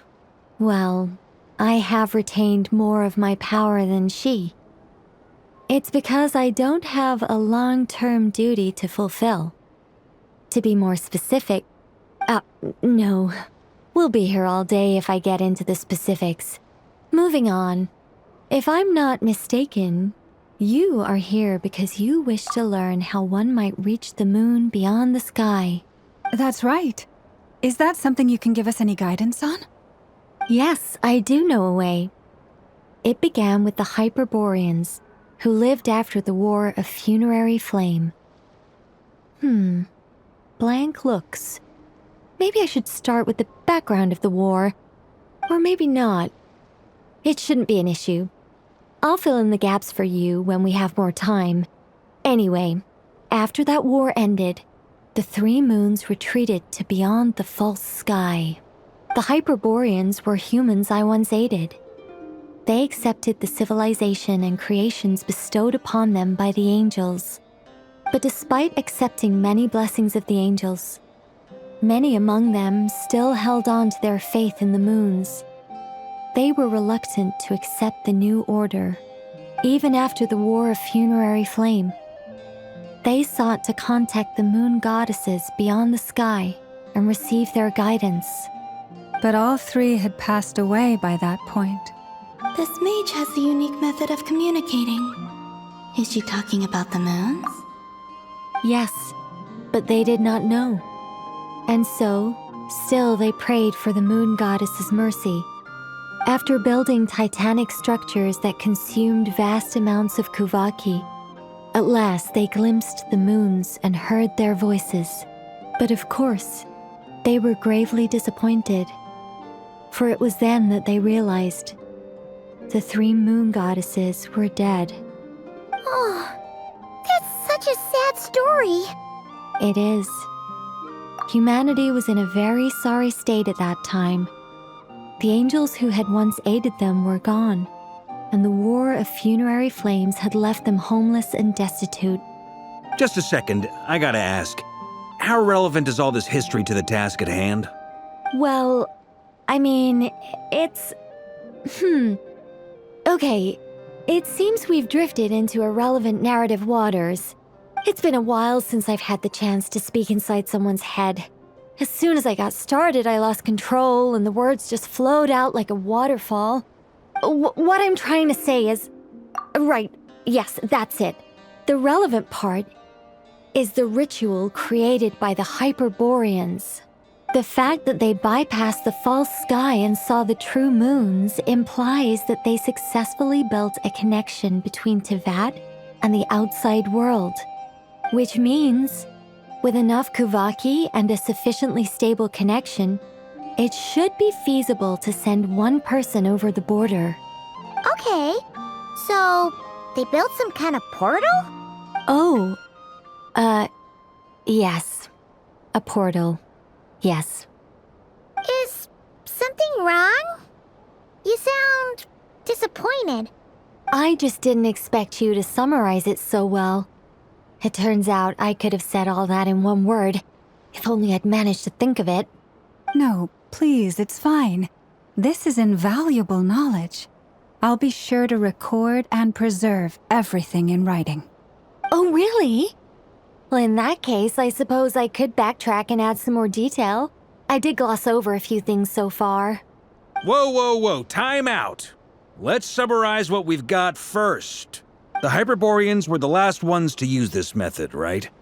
So we somehow need to find whatever structure they built and make sure there's enough Kuvaki to power it up. Luckily, we have the moon marrow of both the eternal and iridescent moons, so we're all good for Kuvaki. Which means the key issue we need to focus on is finding the place. Am I right so far? Yes. Although I expect the structure is long gone by now. That said, what if we could take advantage of the phantoms to travel back to a time when it still existed? Well, travel back isn't quite accurate. It's more like we'd be creating a handshake between 2 points in space-time. We wouldn't even have to pick a time when it still existed. It could just be a time when it still appeared in phantom form via projection, or we could project our own phantoms, fold them together, and... You look lost. Was that too hard to follow? Yeah, things got a little, technical there. Paimon's brain is reaching capacity. All right. Let me think about how to put this more simply. Okay, got it. Over the next few days, I'll search for phantoms that we can use. Once I find one that meets the criteria, I'll let you know and we'll regroup. By completing certain rituals, specific individuals will be able to enter the phantom and make it to the Hyperborean structure. If everything checks out and it looks feasible, we'll just need to wait for Moon Prayer Night, and we can send the Moon Goddess back home. I'm really skimping on the detail here. Is this making any sense at all? I think so. For now, we'll just wait to hear from you. Yes. Basically, yes. Great. Counting on you. In the meantime, we'll focus on finding the Moon Goddess's name. My name? Are they looking for a way to stop me from disappearing? Excuse me, Miss... Go on, Miss Nicole. This conversation was a little all over the place. I didn't catch your name. I am Lauma, of the Frost Moon Scions. Ah, I did wonder. I noticed that you listened very intently when I spoke about Hyperborea and the moon's history. If you'd be interested, I'd love to visit you this evening and go through it again in greater detail. Also, if you were serious about making a record, it would be too risky to simply write down the raw details as is. I would suggest some tweaks. Maybe rewrite the stories as fairy tales or fables, perhaps even prayers. Anyway, we can cross that bridge when we come to it. So, see you later then? Oh, and no need to prepare anything. Just a cup of tea will do. See ya! She seems friendly. It's just... It's so nice to find someone who's actually willing to listen. I've been dying for a chance to finally go through all this systematically from start to finish. Any longer and I'd probably start forgetting it. Now Paimon gets why Alice told us to mind our heads. Ha ha ha ha, what did I tell you? A lot of quirky people in Alice's orbit. Now then, the next order of business is, where do we start looking for the moon goddess's name? Maybe the rest of what Nicole has to say might give us some clues. Once I've heard her out, I'll summarize the salient points and share them with you all. I'm also inclined to review our other documents. Yes, our faith was first established by our Hyperborean ancestors, but many of the more factually accurate records are from after Kutar's birth. Sounds like we're gonna follow Columbina's journey through Devat, huh?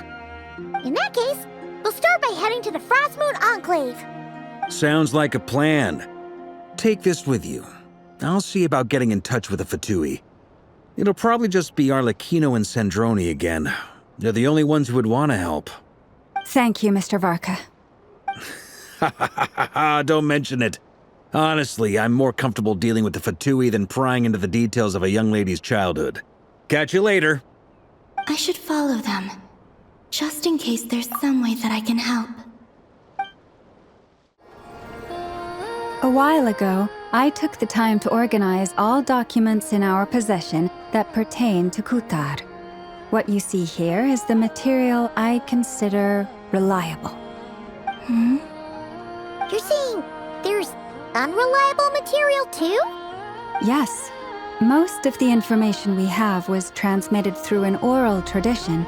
Inevitably, some of her stories were mythologized and deified over the years through countless retellings. That's why I organized them into reliable and unreliable. There's no sense seeking answers in history unless we can ensure the veracity of the historical record. Makes sense. All right, let's take a look through.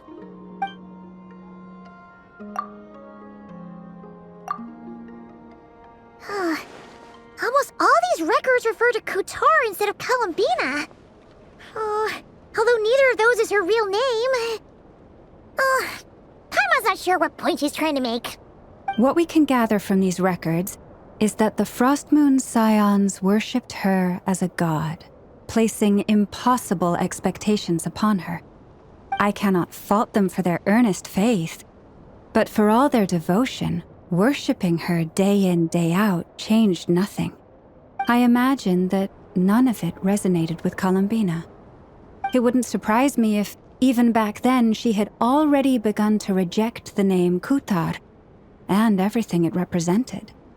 Lama speaks the truth. When I heard them call upon Kutar with hope and expectation in their voices, they may as well have been calling upon somebody else.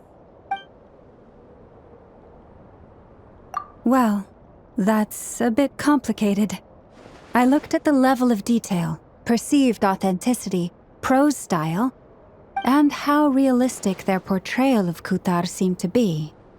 Amongst the Frostmoon Scions of today, only I know of her existence, and I alone have spoken to her face to face. As such, I know that there are certain things she simply would never do.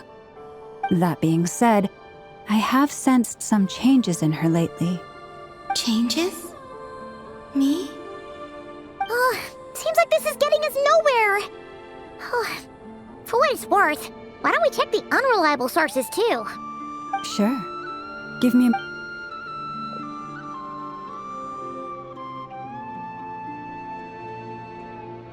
Exerting but a fraction of her divine might, Kutar sheared a great mass from the snow-capped mountain and cast it into the sea, upon whose surface shone the mirror image of the moon.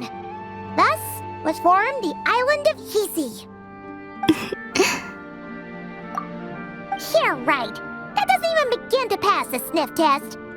The 3 moons are naught but lies through and through. Only one moon has ever shone for us, and Kutar is her name. The vast majority of ancient texts are filled with fanciful tales like these. I trust you understand my criteria a little better now. Kuthar did not speak, merely gazing into the distance in silence. And where her gaze landed, this was her prophecy. Clearly, whoever wrote this text never even met Kuthar. Otherwise, they'd know that her eyes are always closed. What about you, Traveler? What are you reading? Come on, let Paimon see. The child wished to build a wooden nest with which to shield the fledgling bird from the cold. But being so young and lacking in strength, the child could not snap the branches from the trees. Kuthar was passing by. Upon seeing the child, she summoned forth a Kuhenki, who built a beautiful nest for the child. I remember that.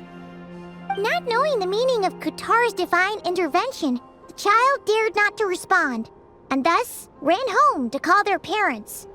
But Kuthar was gone. The moon chanter declared the event a miracle and took the nest as a relic, placing it on high for all to see. The child was named as one favored by the goddess and was greatly respected amongst the people. Yet, no further miracles were bestowed, and this matter was forgotten in but a few years. Huh. Any thoughts after reading that? Yeah. Columbina probably just wanted to join the kid in making nests. Ah. I'd originally considered this a fabrication, because Kuthar did not perform any similar actions in subsequent records. But now that I think about it, it does seem like something Columbina would do. It's just that... She didn't know how other people would interpret her actions. She was probably worried about making things difficult for people. And so, she gradually stopped joining in. Yes. Oh, that's so sad.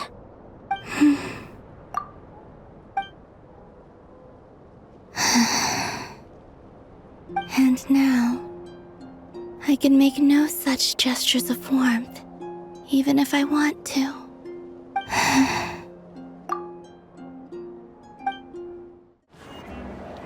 Let's see. There's Varka. Oh, and it's Durin and Albedo too. Yeah, this is pretty much the same place we bumped into each other last time. I convinced them to stick around a little longer. We were all waiting on people, so I figured having a little company would help pass the time. Ah, so you've been waiting for us? Does this mean that you've already arranged things with the Fatui? Sure does. Now you're back, we can go meet up with them together. How'd your investigation at the Frost Moon Enclave go? Well, we didn't find out Columbina's true name. But apart from that, it went pretty well. Aha, just as well that I didn't tag along then. I'm sure our moon goddess wouldn't want every man and his dog knowing all about her private life. Still, desperate times, desperate measures, I guess. Someone had to do it. So, Varka was waiting on us, but what about you two? Are you waiting for Alice? Oh, no. We already met with her. We discussed that experiment I mentioned to you last time. Oh, and she also handed me this communication device. That's right. I understand she informed you about the relationship between the phantom phenomena and Tevat's borders, yes? She wants me to help her with some more experiments on that front. She said that she'll contact me through this device with more information. Ah, I see. Following instructions and making observations. Pretty common research method. Takes me right back to Albedo's lab. Wait, then who exactly are you meeting? Someone you know. Albedo's met him too. But I don't think Miss Lauma or the Grand Master have been introduced. Introductions are overrated, especially in cases like this. It's you! So, it's not like the academia has prohibitions against going abroad. Also, I applied for leave. I've been writing to Hat Guy since obtaining a human form.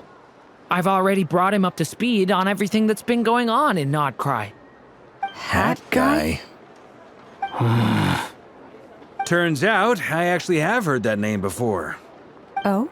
Then why did you react the same way I did? I only knew the name, not the fella. But since we're all here, let's do some introductions for what it's worth. I'm Varka, Grand Master of the Knights of Favonius. Lauma, Moon Chanter of the Frost Moon Scions. And I'm a Driosh from the Vahumana Darshan of the Sumeru Academia. Hat Guy. Good to see you again, Mr. Guy. I believe we last saw each other on the boat ride here. Mind you, the only reason I came here is because there's someone I want to look into. Who's that? The Doctor, also known as Dottore, second of the Fatui Harbingers. From the tone of your voice, it sounds like there's bad blood between you. I was reviewing our archives and noticed that a lot of information about him was missing. Left a bad taste in my mouth. That's all there is to it. Dottore, or Zondik, as he was then known, once studied at the Academia, but he got kicked out before he could graduate.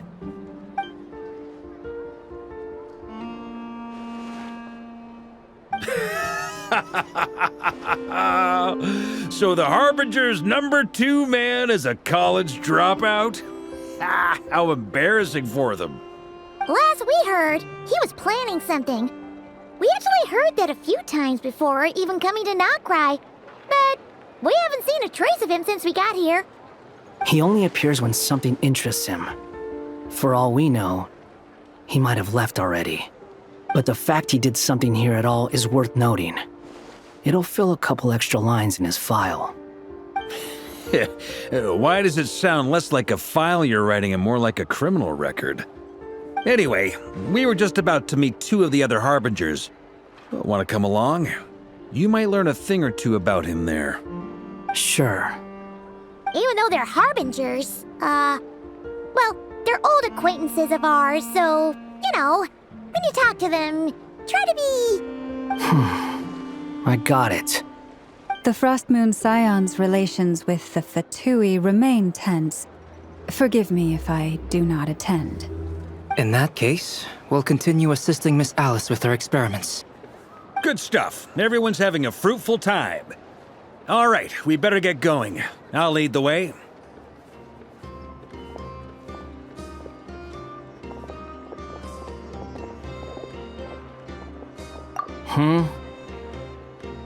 Well, yeah, that's obviously part of it. But I'm not the only one who has a score to settle with him. Neither you, nor Lesser Lord Kusanali, nor I want to see him meddling with things again. What's the hurry? Don't worry. Pigeons always know which way home is.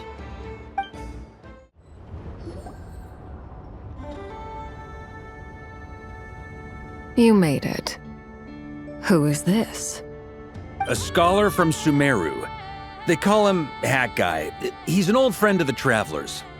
Wait, this is the Academia representative you wrote about? He doesn't exactly look the part. I believe this will prove my identity. You'll notice it bears the seal of the Sanctuary of Surasthana. Well, what do you know? So it does. All right then. My mistake. It's fine. I expected as much. What? So as I mentioned in my letter, the Academia's got its eyes on Dottore. But this matter remains top secret. Apart from those assisting in the investigation, the fewer people who know, the better. If anyone asks, I'm here in Nod-Krai to pursue my personal academic interests. Gotta say, Varka, you did pretty well to keep all this under wraps for so long. Sounds like you got in touch with the Academia about this way back. You flatter me. Where do I even start? Remember that time we fought Rarir at Star Sand Shoal? He sure let me have it then, didn't he? I'll bet Dottore had that all sketched out, with me as his convenient little pawn. He could not care less about us if he tried, but hey! The feeling's mutual. Does Dottore really strike you as the sort who values his relationships with his colleagues? Fair point. Definitely not. Which is why I always keep my guard up whenever he starts making suspicious moves. To that extent, our motivations align. On top of which, I consider you trustworthy people. Now, back on topic. In the wake of the Reikir of Solnari episode, Sandrone and I grew suspicious about Dottore's complete inaction during the entire affair. So we tried to find out what he'd been up to, but unfortunately to no avail.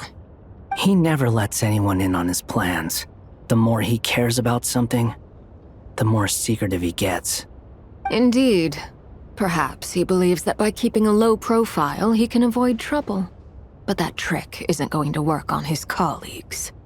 Yeah, I mean, he's been researching the ancient moon's remnants. And he's been trying to get his paws on the moon marrows. Only an idiot would believe he doesn't have something more planned. With this in mind, I returned to Snezhnaya and relayed my thoughts to Her Majesty the Tsaritsa, entreating her to have him recalled. That's pretty direct. Did the Tsaritsa agree? Yes.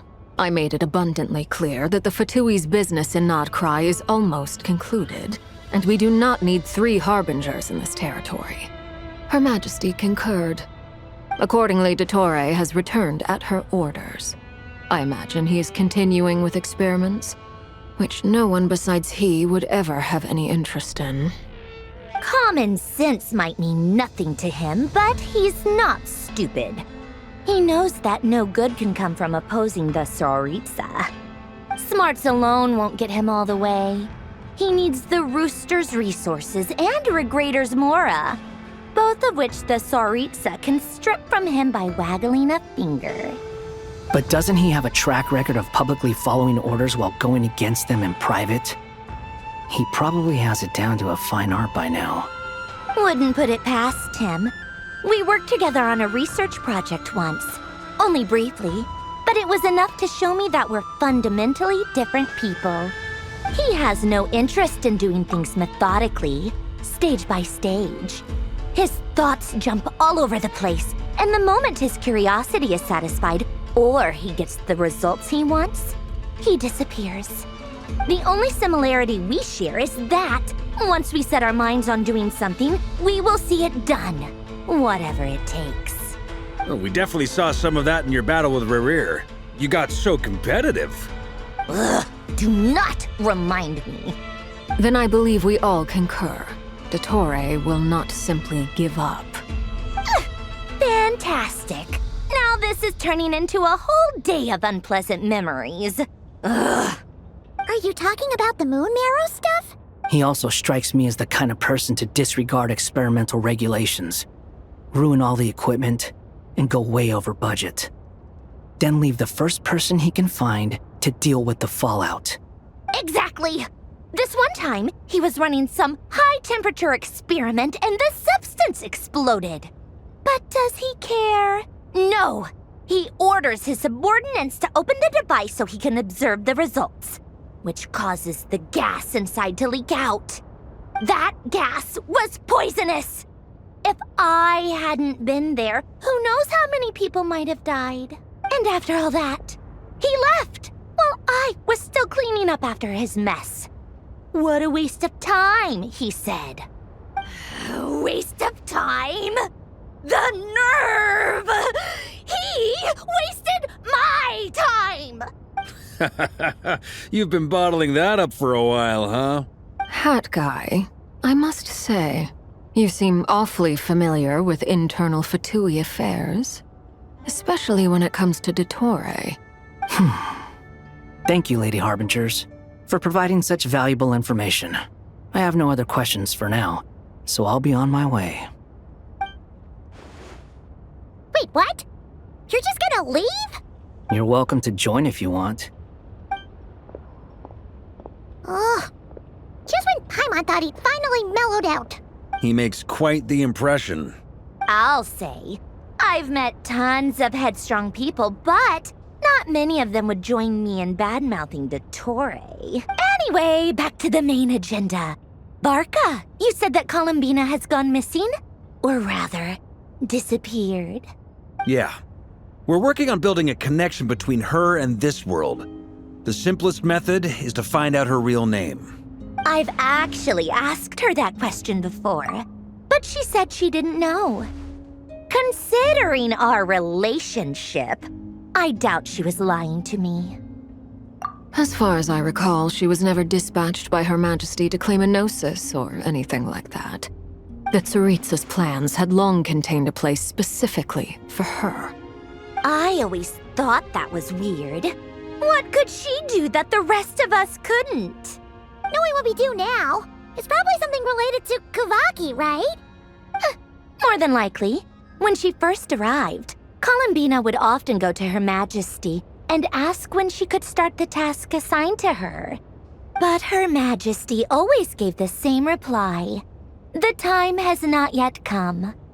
So she spent her days in Snezhnaya doing basically nothing.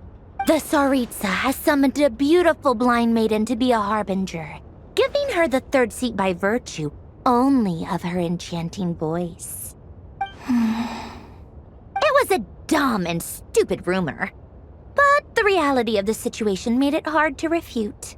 And what happened after that? I imagine she stopped caring. She no longer seemed to care why she had been recruited, and Her Majesty never gave her any missions, so she just continued to sing in the flower garden. For my part, I was busy.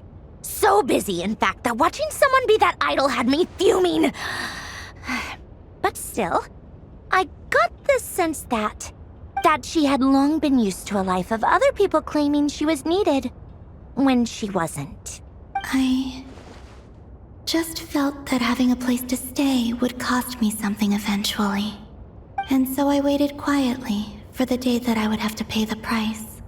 And on the other end of that spectrum, you had me. Someone once told me that I had the lousiest work and the toughest luck. That's a good way of putting it. I forget who said it, but those words have always stuck with me. But you've done your job exceptionally well all this time. Because at heart, you are a conscientious person. What is it? Something come to mind? That makes sense. Nothing screams you are needed like your name shouted from across the town. Well, good luck with it.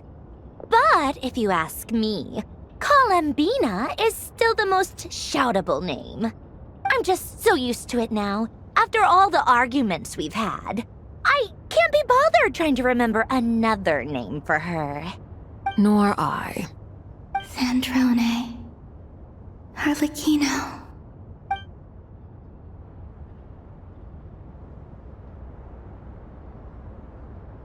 Huh! It's a Sealy!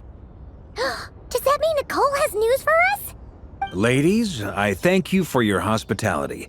If the chance ever comes up, I definitely owe you both a drink sometime. I'm sure it will. You can make your own way out. Heck, you've been here enough times, you probably know your way around better than I do. Okay! Time to do what adventurers do best! Follow that Sealy!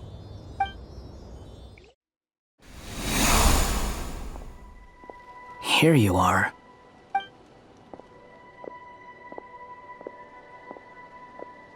Oh, hat guy.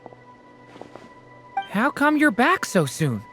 Did things go all right with the Fatui? Fine. Dottore has been summoned home by the Tsaritsa. Couldn't get much more than that. How about you? Any progress with the investigation? Unfortunately not. We've tried everything. Different phantoms, different locations, different points in history. But the results were the same each time. Abyssal monsters roaming the land. People crying out in despair, with no hope of being rescued. Every time I see it, I can't help but think, is this what it was like in Mondstadt when Dragonspine Durin attacked? And if I fail in the task I've been given, will I create yet another tragedy? That's just meaningless speculation. When we encountered similar phenomena previously, I tried to interfere with those illusions, using sounds and lights to guide them. However, We could not change their fates. At most, we were able to extend their existences. The events of the past are like fate that has been written into Irminsul. There isn't a living thing in Teyvat that can escape its past. But Miss Alice instructed us to try to find ways to change the outcome that these phantoms face. It's an impossible task. Can't you just refuse? Since she asked us to do this, I feel like it can't truly be impossible. Or if it is, well, mages can make the impossible possible. I could not have been born as Durin otherwise. But you also said that your past 39 attempts were fruitless. That's true. But you're still going. Yes. After this many futile attempts, surely you realize that you're not doing this because you still believe what some mage told you. It's because you want her hypothesis to come true. It's something you wish for deep inside. So, think for yourself about what you want to do. As long as you don't believe it's futile, it isn't. Yeah. Previous experience indicates that we cannot touch the phantoms, which limits the effectiveness of our interventions. If we want to clear this hurdle, we need to break this rule somehow. Same thought here. Following the same rules means repeating the same failures. Reducing ourselves to mere playthings of fate. So you mean we need to figure out a way to make contact with them despite knowing that we can't? Yes, and I suspect that's something only you are capable of. Everything in Teyvat is logged in Irminsul, but the withering that once occurred in Sumeru was a sign that the Great World Tree was being corrupted. This corruption allowed things that should not have existed in Teyvat to appear. This is tantamount to rewriting reality to an extent. You're saying abyssal power might be able to affect those phantoms? No one's ever tried it before. If you're gonna try it, it'll take courage. And you have to be confident that you can control it. Is anyone there? Has anyone seen my daughter? She's missing. I have to find her. I hear someone inside. Spargana? Are you in there? If I can use my abyssal powers to warn him that there is danger here, maybe it'll change his decision. Maybe he'll stay away. Yes. The important thing is not the nature of the power, but rather how you use it. To intimidate and obstruct. Sounds about right for the Abyss. Let me try. I should be able to influence that thing. Have you seen a little girl? What? This isn't the time for that! Just run!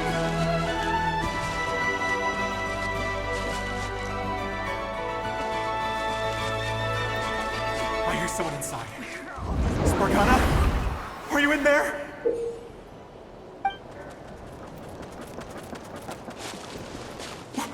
What is this? Looks dangerous. I should get out of here.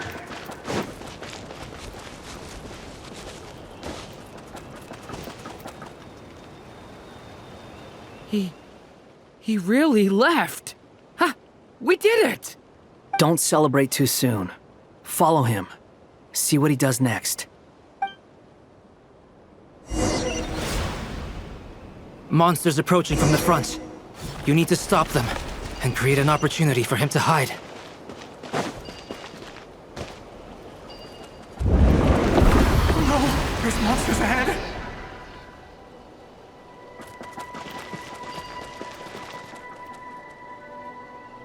Wait, is that the barrier I saw earlier? Why is it appearing now? It's as if someone's controlling it.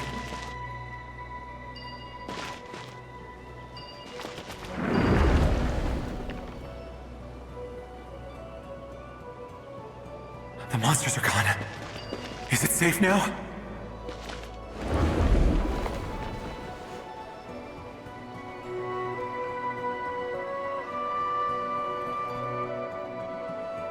The barrier's gone too. How odd. Anyway, I guess I'll keep going. Quickly, Let's keep up.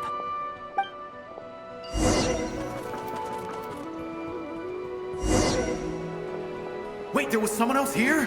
Don't go any further. We've got anti-monster traps laid out everywhere. But my daughter must just be up ahead. I have to go. This way's blocked.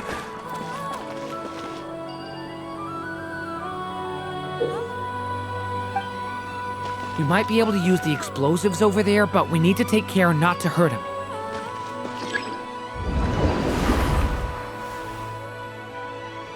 I'll use the barrier to keep him at a safe distance. This barrier seems to be helping me somehow. Hey, wake up! No good. Gotta keep moving ahead.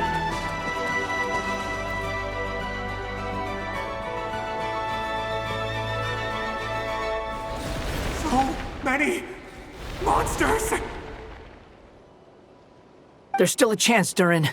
Use the traps.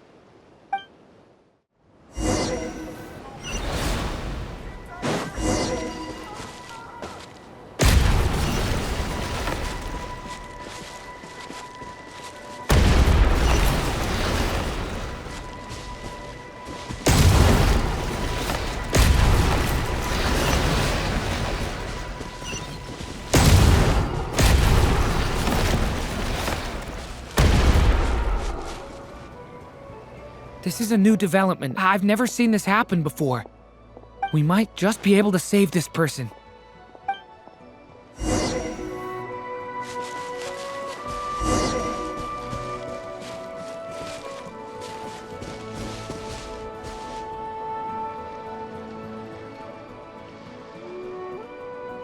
Hello there. Have you seen my daughter? Spargana's her name. She's carrying a large backpack. Get out while you still can, you fool. You won't find any survivors here. But I can't just leave her here. She must be so scared right now. Sorry. Wish I could help, but I haven't seen her. You'll just have to keep looking. Okay, thank you. If I do find her, I'll get her to shelter and come back for you. Don't bother. I've got nowhere left to go. What's that noise? Monster! No, if he goes inside, he'll be walking into a trap. Let's try this once more. This time, we have to stop him.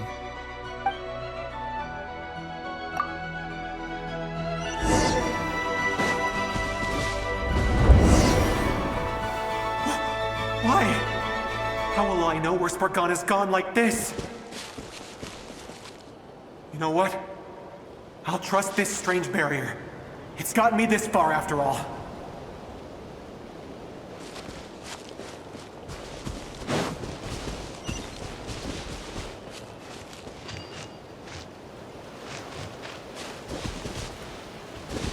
Spargana, are you there?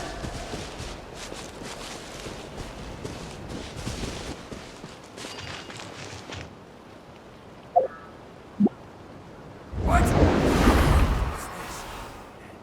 Hey! Let us out!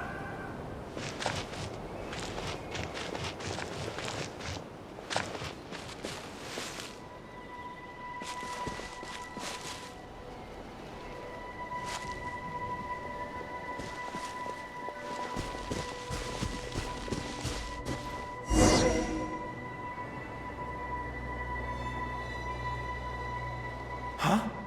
That looks like one of my daughter's books! Thank you. Thank you! Yes, it's one of hers for sure. That's her name on it right there. She left her backpack here. Durin, just like last time. Use the explosives.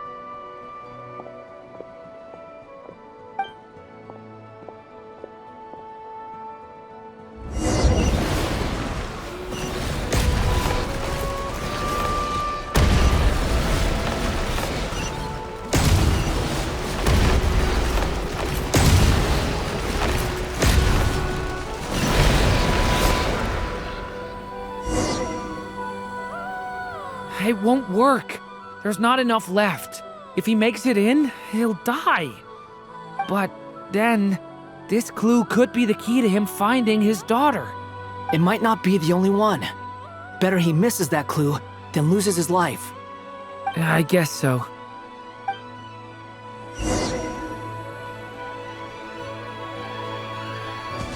Stop him, Durin. We can't let him get any further in. That's my daughter's book! She's passed this way! Why? Why won't you let me go in? I've searched and searched and searched just for this! But how will I find her without any clues? I no longer have anywhere else to go.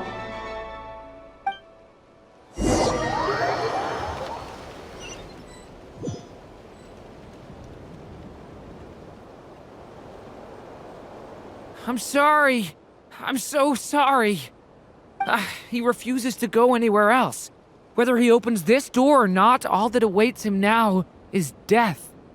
We couldn't change his fate. Albedo?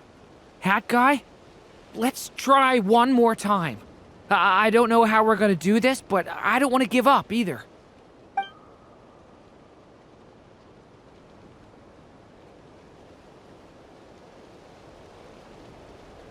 Why am I here?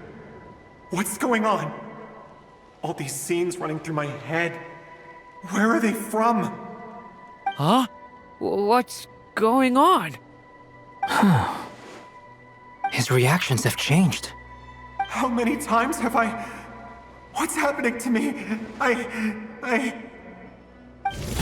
Huh? Wait. Who are you? You can see us now? I feel like I always could, but that I only just realized you were there. I'm sorry, I don't know how to describe what I'm feeling. But you were the ones guiding me using that marked barrier, right? I haven't done anything yet, but those monsters, those deaths, they feel like memories. Like things I really did experience.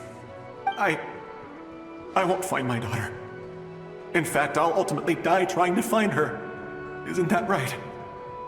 No, it isn't. Yes, it is. Even so, we're trying to find a way out of this. You've not seen my daughter either, have you? It seems she really isn't here.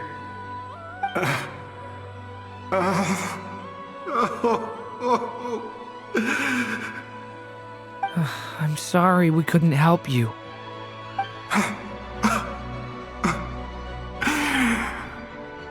I'm just tired. Maybe this is destiny. Maybe it doesn't matter how hard I search. How long do I have left? Experience says 15 to 20 minutes. 15 to 20. Thank you for all your help. Let's rest a while. You look exhausted too. Now's not the time for you to start pitying us. It's not pity. I'm just realizing that I've only got 10 or so minutes left. You know?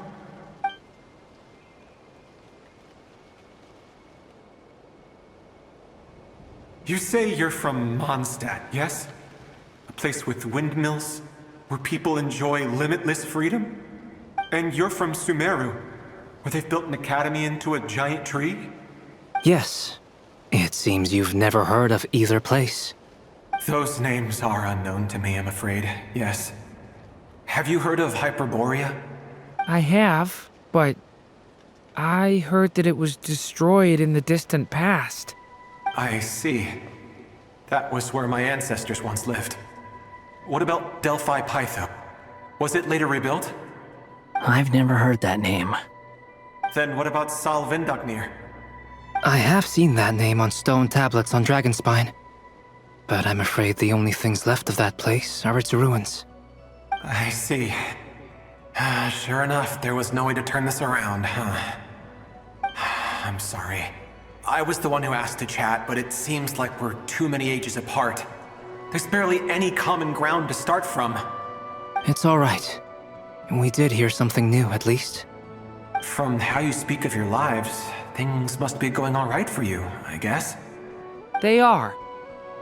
Mondstadt is a place of freedom and happiness. There's a lot of good people in the church and the Knights of Favonius, and even outsiders find that it's an easy place to feel at home. We have festivals a few times a year. Everyone gets together to drink, sing, and be merry. Sumeru is a lot more uptight. Not really the kind of place where you can relax. It's a nation fraught with problems wherever you look. But if all you want in life is to seek knowledge, I guess it's pretty much paradise.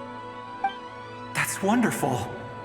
In other words, after this all-devouring black tide passed, humanity did not merely avoid extinction, but rose to build prosperous civilizations anew. I mean, I can see you all right now. That must mean the future isn't a total mess, right? That's true. Well, time's almost up. Let's part ways, I think. Might be best if you don't waste too much time on me. The chances are slim, I know, but I'd like to spend these last few minutes looking for Spargana. If things work out, I'd love to tell her about what I've heard. May we meet again. Well, or not, most probably. In that case, may your wishes come true.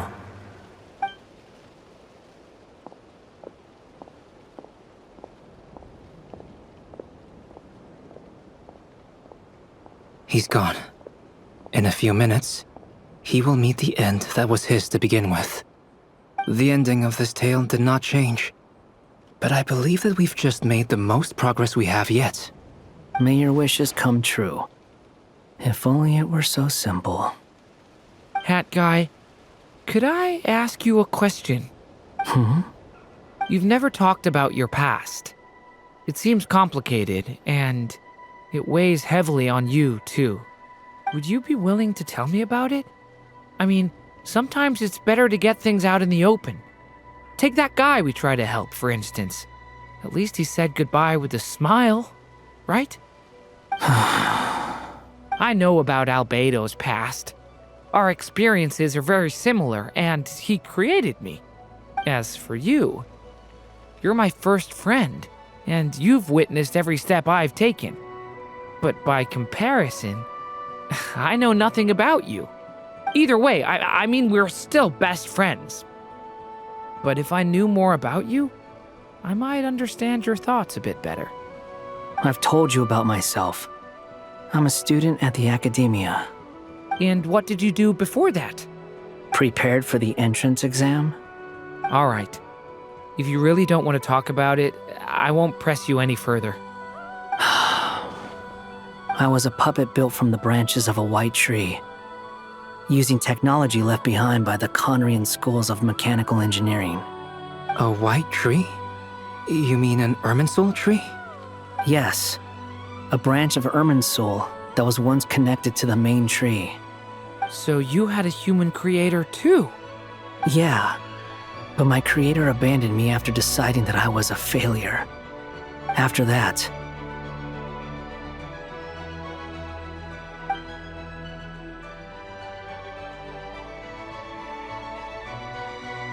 Durin, resisting the influence of the abyss, suppressing the urge to destroy, trying to do the right thing. None of these things are easy. But no matter how hard they are, trying to rewrite past wrongs is far harder. You asked me if you would create a new tragedy if you failed. I told you there was no point speculating about that. But the real answer is, yes, you absolutely will. Hat Guy. But at least you've got people here to help steer you away from the wrong path. So, just keep aiming towards the light. I will. I promise. All right, break time's over.